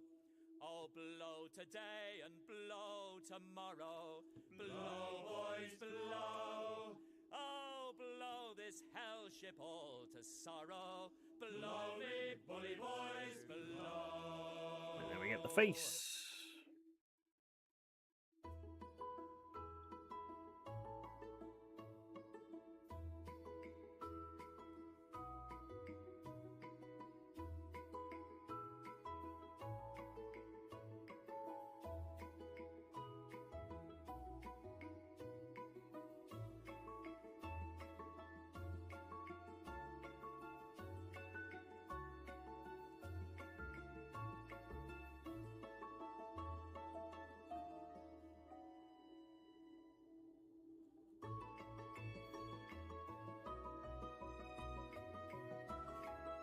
When I said I get the face, I meant obviously I meant get the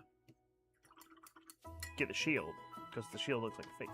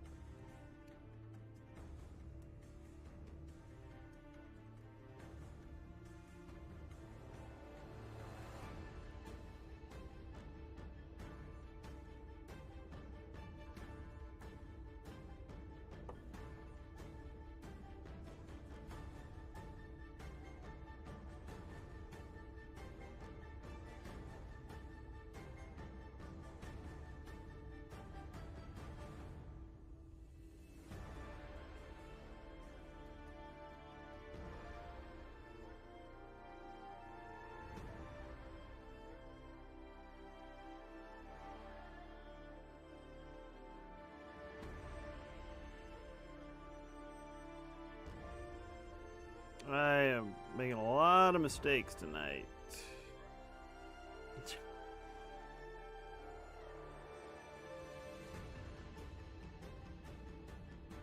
Getting very messy. Why? I don't know. Maybe it's because it's so friggin' hot. My head is on... and my brain is on fire.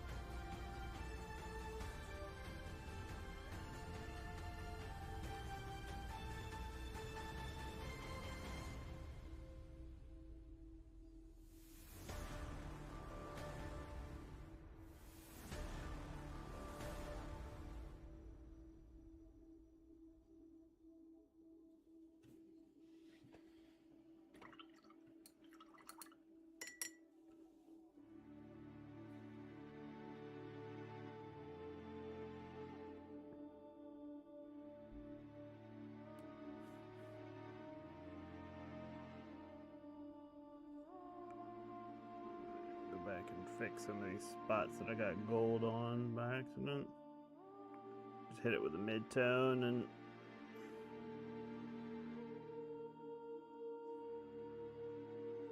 just kind of pray that it looks good.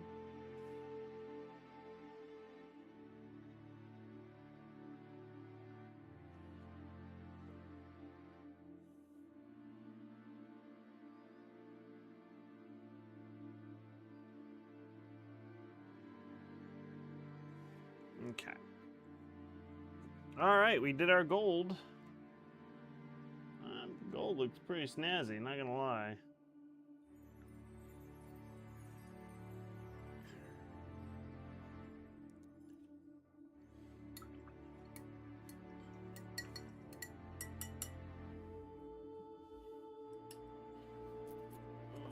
Silver.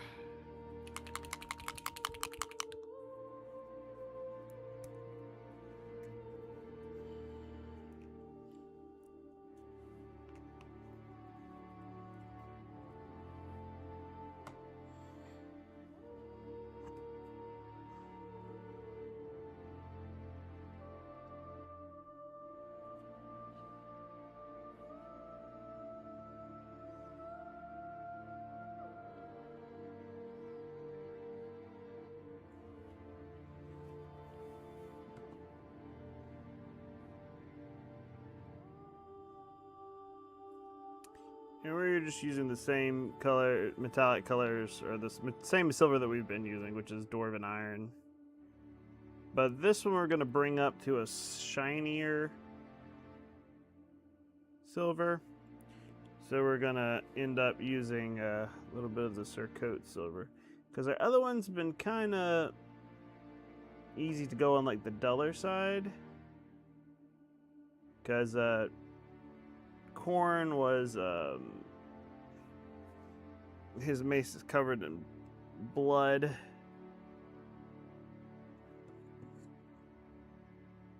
And Nurgle, we wanted to look gross because his mace is covered in rust.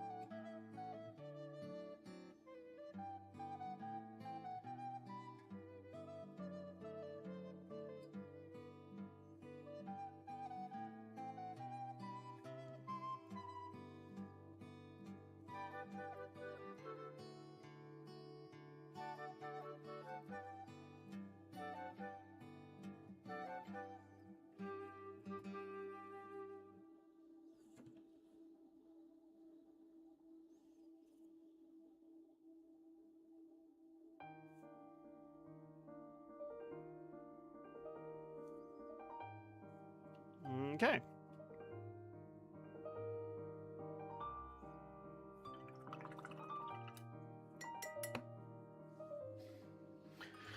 Okay, so now we just need to do our shades here for the metallics.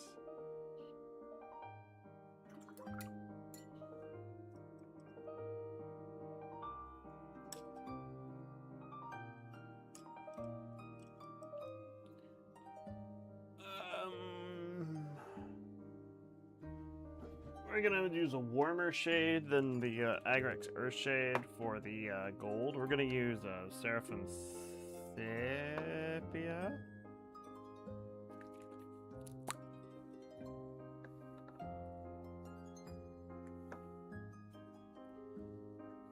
Oh my god.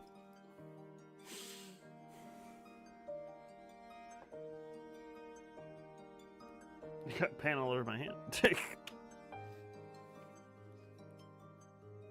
So I was trying to get the cap to go back, but it wouldn't stay back. So it just came off and then spilled sepia wash all over my hand.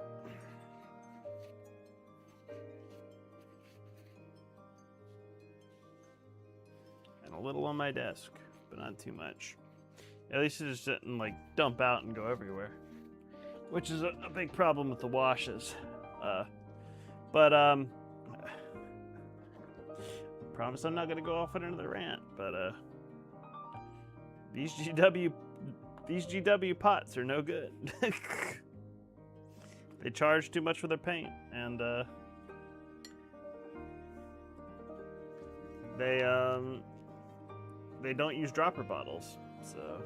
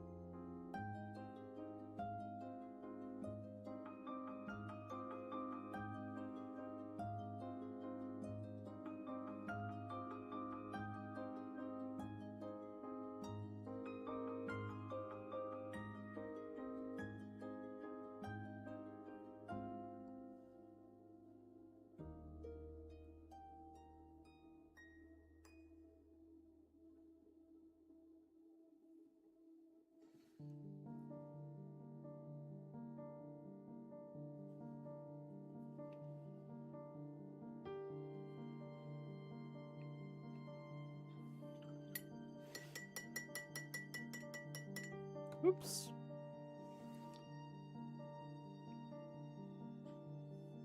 I don't really buy Games Workshop paint anymore.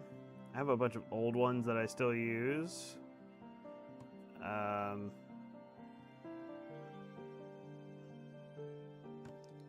Not that their paint's bad or anything. In fact, a lot of it's pretty good. They have changed a lot of the formulas over the years. For instance, I'm not a big fan of their new washes because they have too much, they tint too much. They feel more like their contrast paints,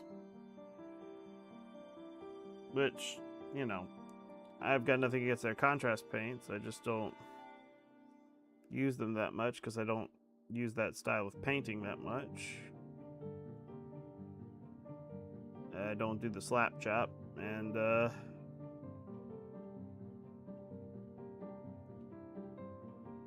I think that the new washes have just got too much pigment in them. They just tint too much, and I don't want that. So I don't need that much color in my washes. Somebody might. That somebody is welcome to use them, but they're not my cup of tea.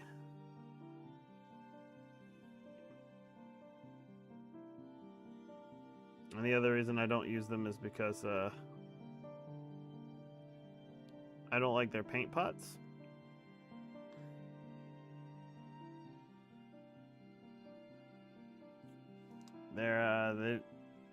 The tops never stay open, and they dry out really quickly, and you end up wasting a lot of paint that way. As a result, and it just makes you have to go buy more paint, and that's annoying because their paint's expensive. Whereas if you go to the store and buy something like Army Painter or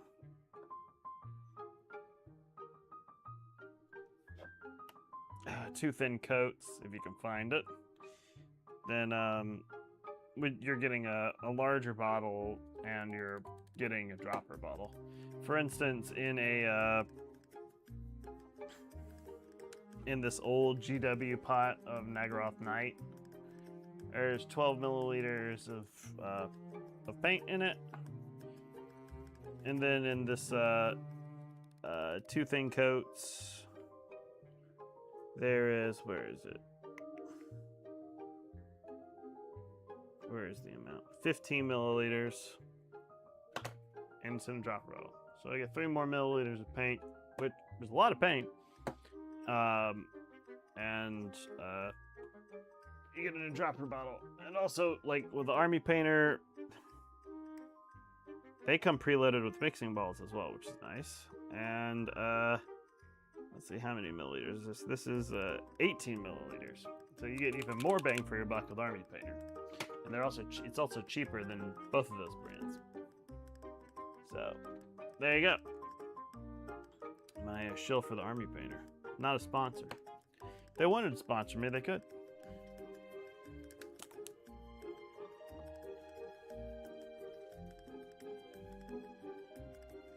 Duality of man. Spends a solid portion ranting against capitalism and then participates in it.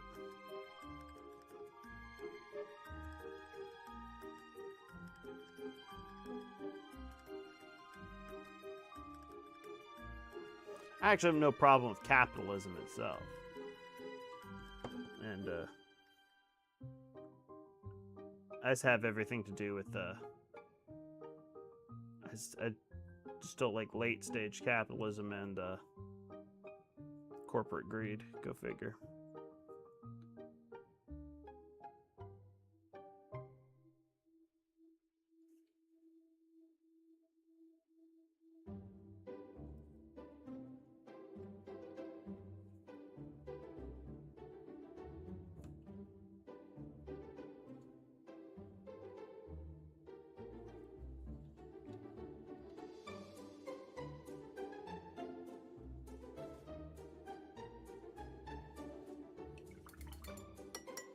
Alright.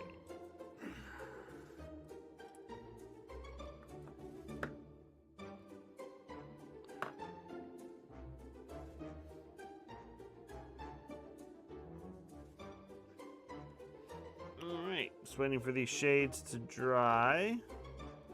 Looks like most of them are dried. There's a few spots that aren't, but most of it is dry. So what I'm gonna do is, for the gold, I'm going to bring that luster back by just going over it again with a little bit of gold as sort of like a highlight. And then we're going to hit it with a highlight of glittering gold. But we're not going to get into the shadows. We're going to leave those that sepia tone.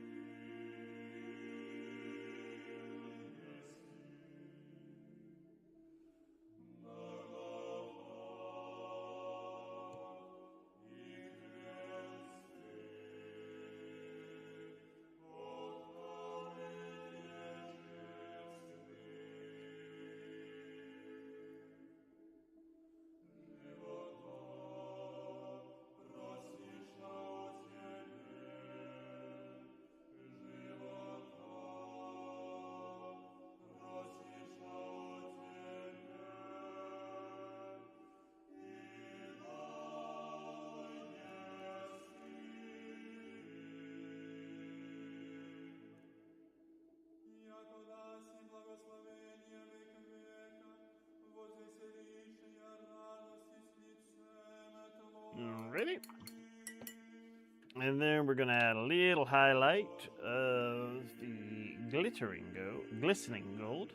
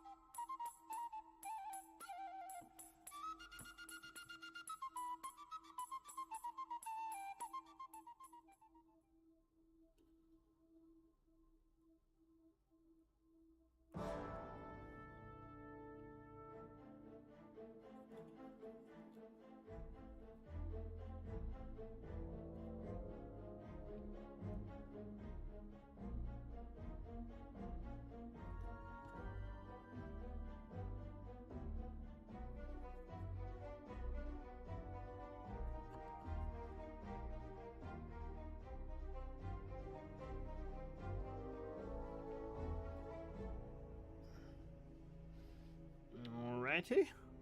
There's our gold. Now we're gonna do the silver. So we're gonna bring back up that shine on the silver because we're going to reapply the Dwarven Iron.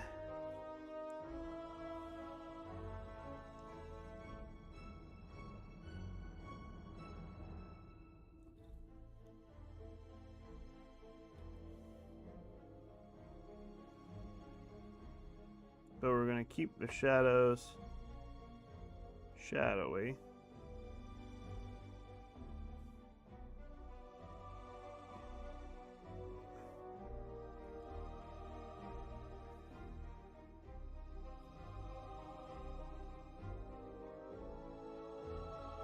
But we very much want this to be shiny.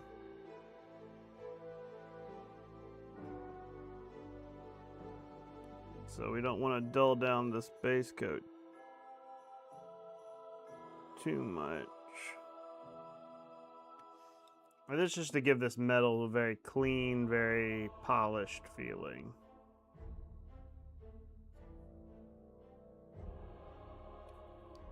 We want it to look like, you know, this particular Chaos follower has taken very good care of his equipment. Because that's just a very Slaaneshi thing to do, is to take very good care of your equipment. Because you care a lot about how you look. Thank you! gold looks very good. Looks very regal. And that's kind of what we're going for here. So now we're gonna add surcoat silver. That's gonna be our, it's gonna highlight our silver.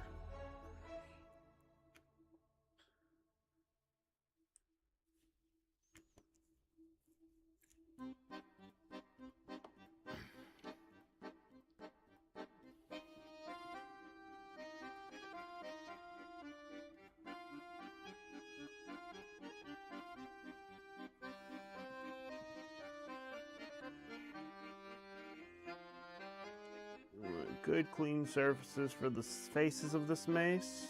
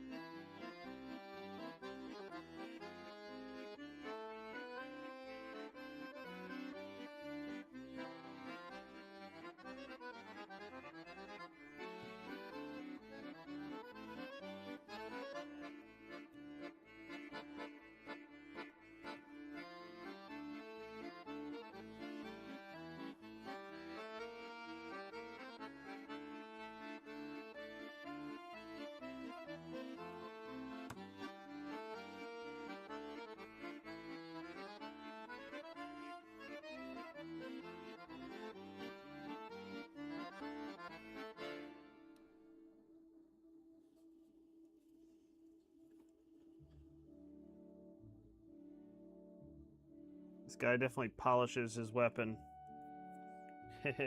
a lot.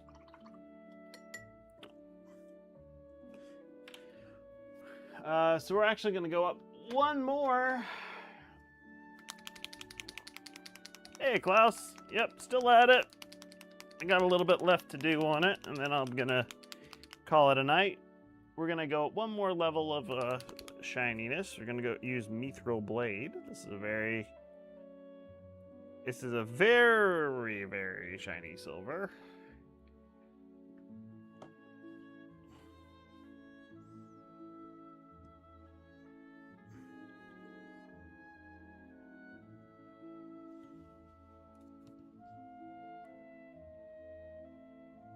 We're going to get the edges of the mace.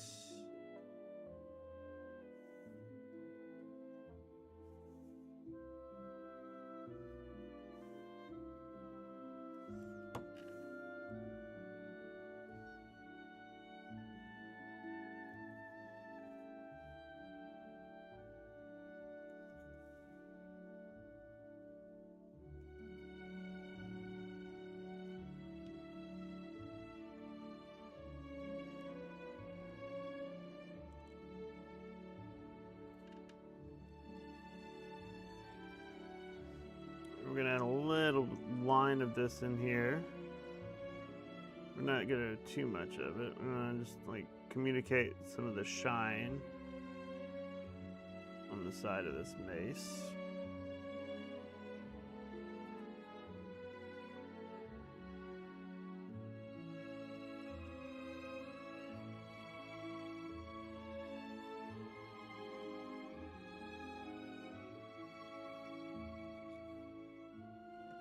Is very shiny.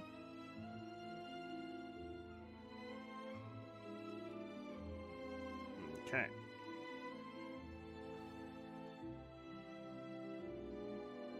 Okay.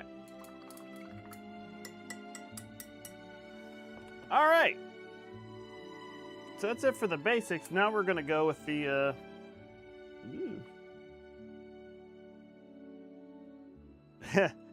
Well, thank you guys. I do my best. They are. I try to add a little bit of character to them. So we're gonna, for the last part, we're gonna add our little bit of filigree here that I talked about earlier. We're gonna use gold. And for this, actually, I'm going to hat here is insane. It's time for sexy gogs again.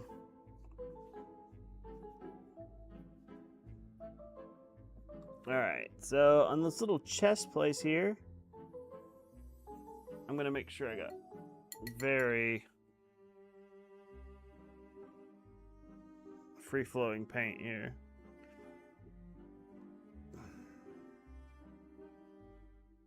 So we're going to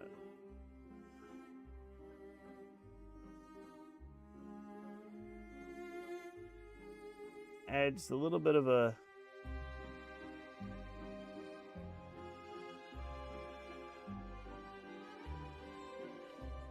bit of filigree up there at the top.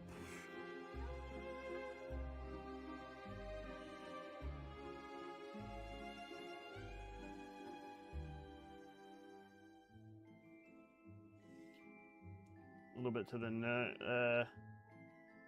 nose there. Thank you, thank you, thank you. Sexy gags. You get my sexy gags on.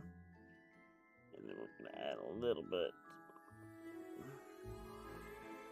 at the bottom here underneath the eyes. Almost kind of like a Dia de los Muertos skull.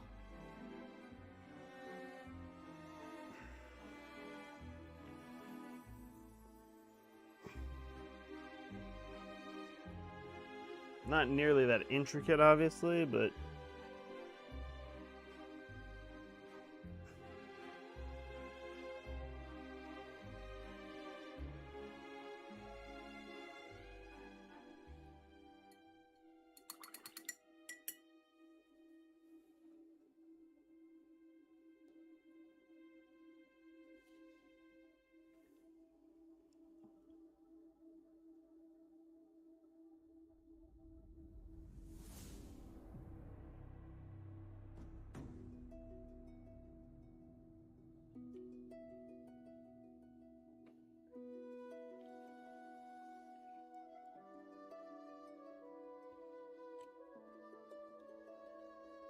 and then we're going to go over to the shield here.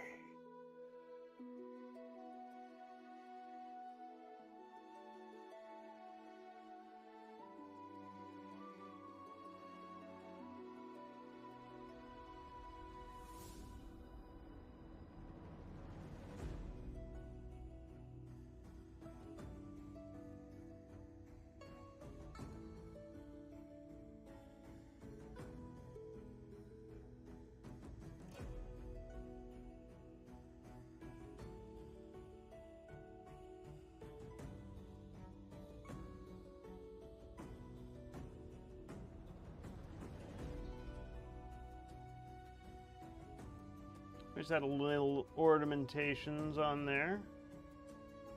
We can even do it up here in the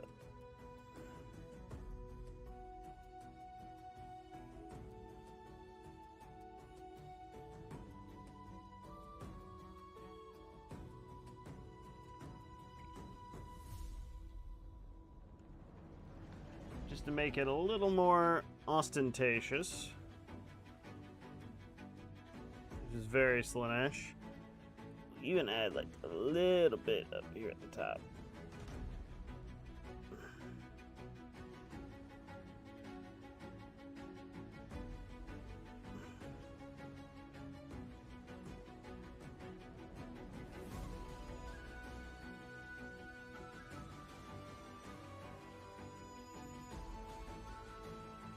A little bit above the helmet here.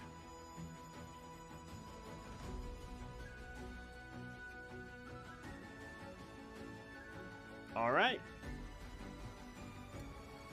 I can't pretend to understand what most of that means, Klaus, but I hope for the best for you. All right, and the last little bit of I could go nuts with this filigree, but I really don't want to, because it feels like it's going to take a long time.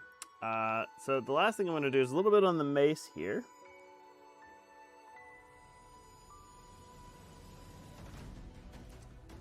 So I've done something on the bases of all the other ones. So on the inside face, where it's very shiny,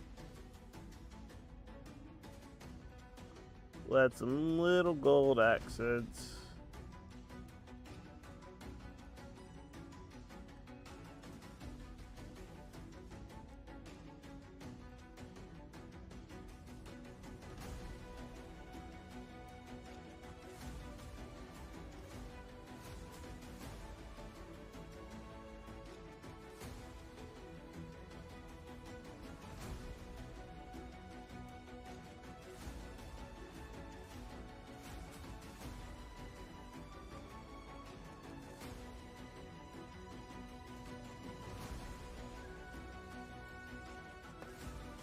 Ha!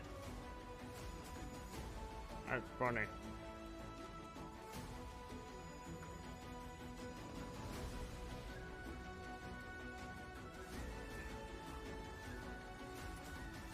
It didn't like salute for some reason. Yeah, they're nice little details here. So we'll get the last little bit here.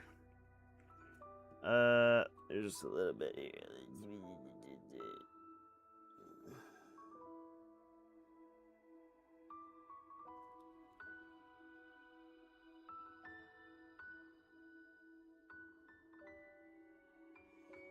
And there's this one right here, which I can't even really see it, but for consistency's sake, I'll put something there. All right, cool. So the last little bit of this is just so these little markings aren't one-dimensional. We're going to take some of this glistening gold that we have here, and we're just going to highlight some of the parts that are like raised.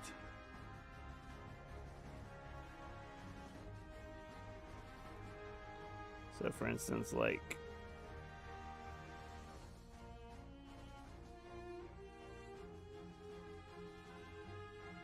these bits here.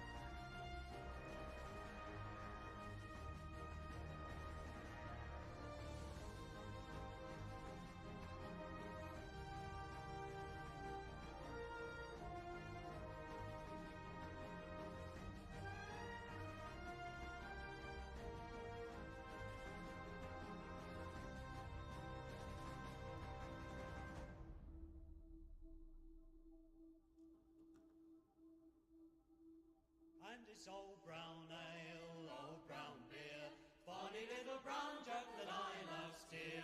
Now my wife and I, we lives alone in a tumble-down cottage that we calls our own. She drinks gin and I drink rum, and together there don't we have fun. And it's old brown ale, old brown beer, bonny little brown jug that I love steer.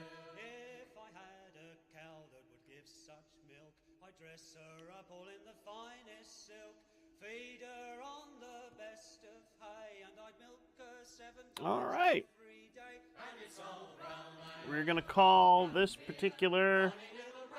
Thank you. And if my brown jug was in jail, I'd pawn me shirt and get it out on bail. If me friends did me despise, well, I'd up with me fist and I'd black their eyes. And it's old brown ale, old brown beer, bonny little brown jug that I love steer. In comes the landlord, jovial and fat. He's got on his peaked feathered hat. He serves your beer till his cellar runs dry, and he don't give a damn if you live or die. And it's old brown ale, Okay. old brown beer, bonny Ain't gonna call him done. Now the brewer brews it in the can, and the landlord serves it up in the pan. As for me, I'll do me part, and I'll keep strong ale next to me heart. And it's all brown. Feels very Slaneshi. Bonny little brown jug that I love dear. As Slaneshi as it can get with, you know, these particular constraints. Being that this is the way that the figure is molded and done. So here we go. We've got 3 out of 4 done. So this is the last of this particular sculpt. That's what we'll be doing next time on Monday. And we only got 1 Chaos God left. And that's Zinch. So, yeah, next time we'll be painting this fellow in Zinch colors, which is going to be blue. And blue and gold with I think his cape or his cloak and stuff like that is going to be yellow, so you'll have that to look forward to. Alrighty, well, thanks so much for hanging out. I'm gonna take us on a little trip, and we will we'll sign out here. Hold on. Thank you very much, Irish. Yeah, I have a problem with these particular types of models, or minis, I guess I should say. I very much like to make them like all different from one another, and just to give you an idea of kind of the inspiration behind this. This is my old this is the old version of these particular figures from the original 80s set for the Chaos Warriors. I've got them in here somewhere. Here we go. So you'll forgive me if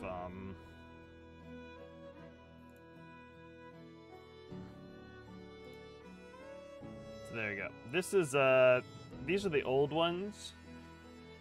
You'll forgive me if they look a little rough. I painted them a long time ago. So this was the original Khorne Chaos Warrior. You can obviously see the inspiration there. And this was Zinch. And this was Nurgle.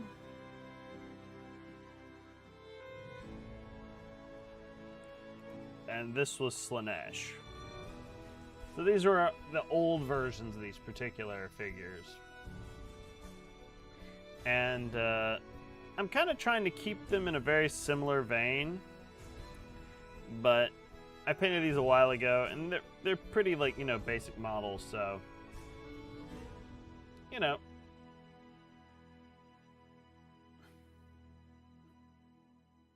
It's true, but I'm actually really proud of how that set came out, the original set. I painted it all pretty quickly, so I was very impressed with it. But yeah. Whew, I'm very warm, so I'm gonna take off this hat here as soon as I get off the stream.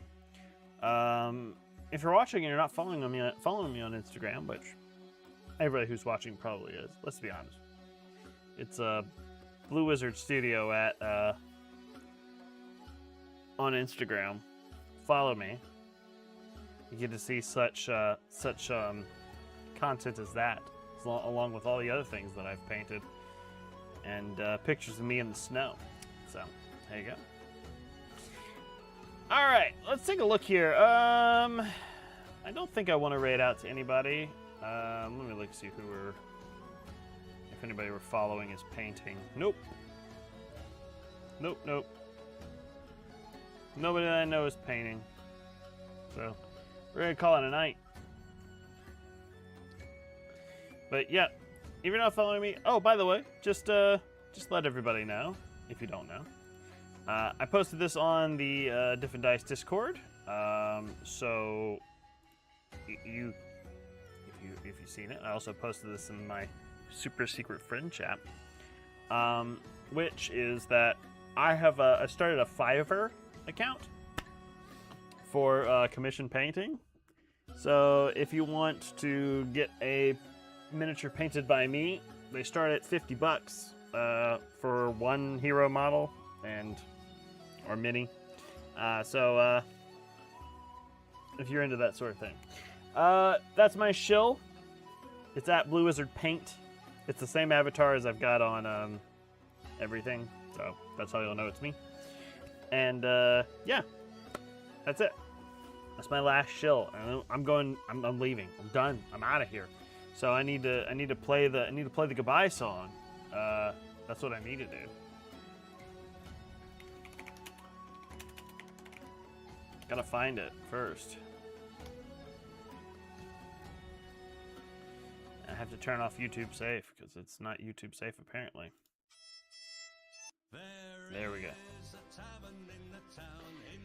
All right, ladies and gentlemen, thank you so much for hanging out. I am, and have always been, the Blue Wizard.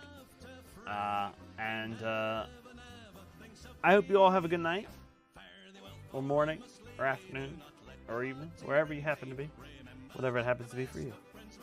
I'm gonna go home. I am home. I'm gonna go to bed here in a minute. I had a lot of fun. I will see you all on Monday. That is the next stream.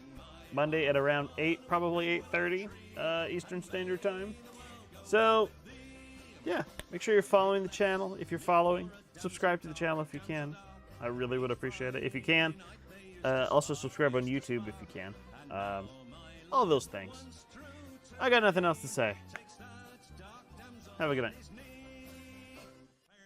For I must leave thee, do not let the parting grieve thee. Remember that the best of friends must part, must part. Adieu, adieu, kind friends, adieu, adieu, adieu. I can no longer stay with you, stay with you.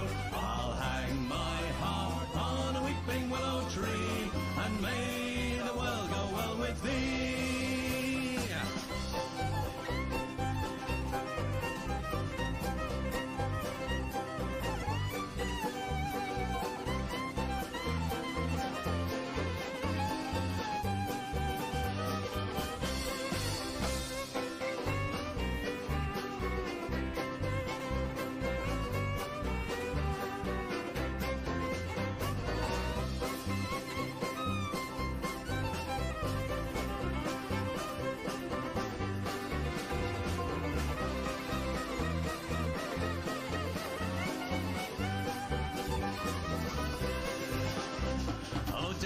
My grave both wide and deep, wide and deep. Put tombstones at my head and feet, and on my breast carve a turtle dove to signify I died of love. Fare thee well, for I must leave thee. Do not let the parting grieve thee. Remember that the best of friends must part, must part. Adieu, adieu, kind friends, adieu, adieu, adieu. I can no longer stay with you, stay with you. I'll hang my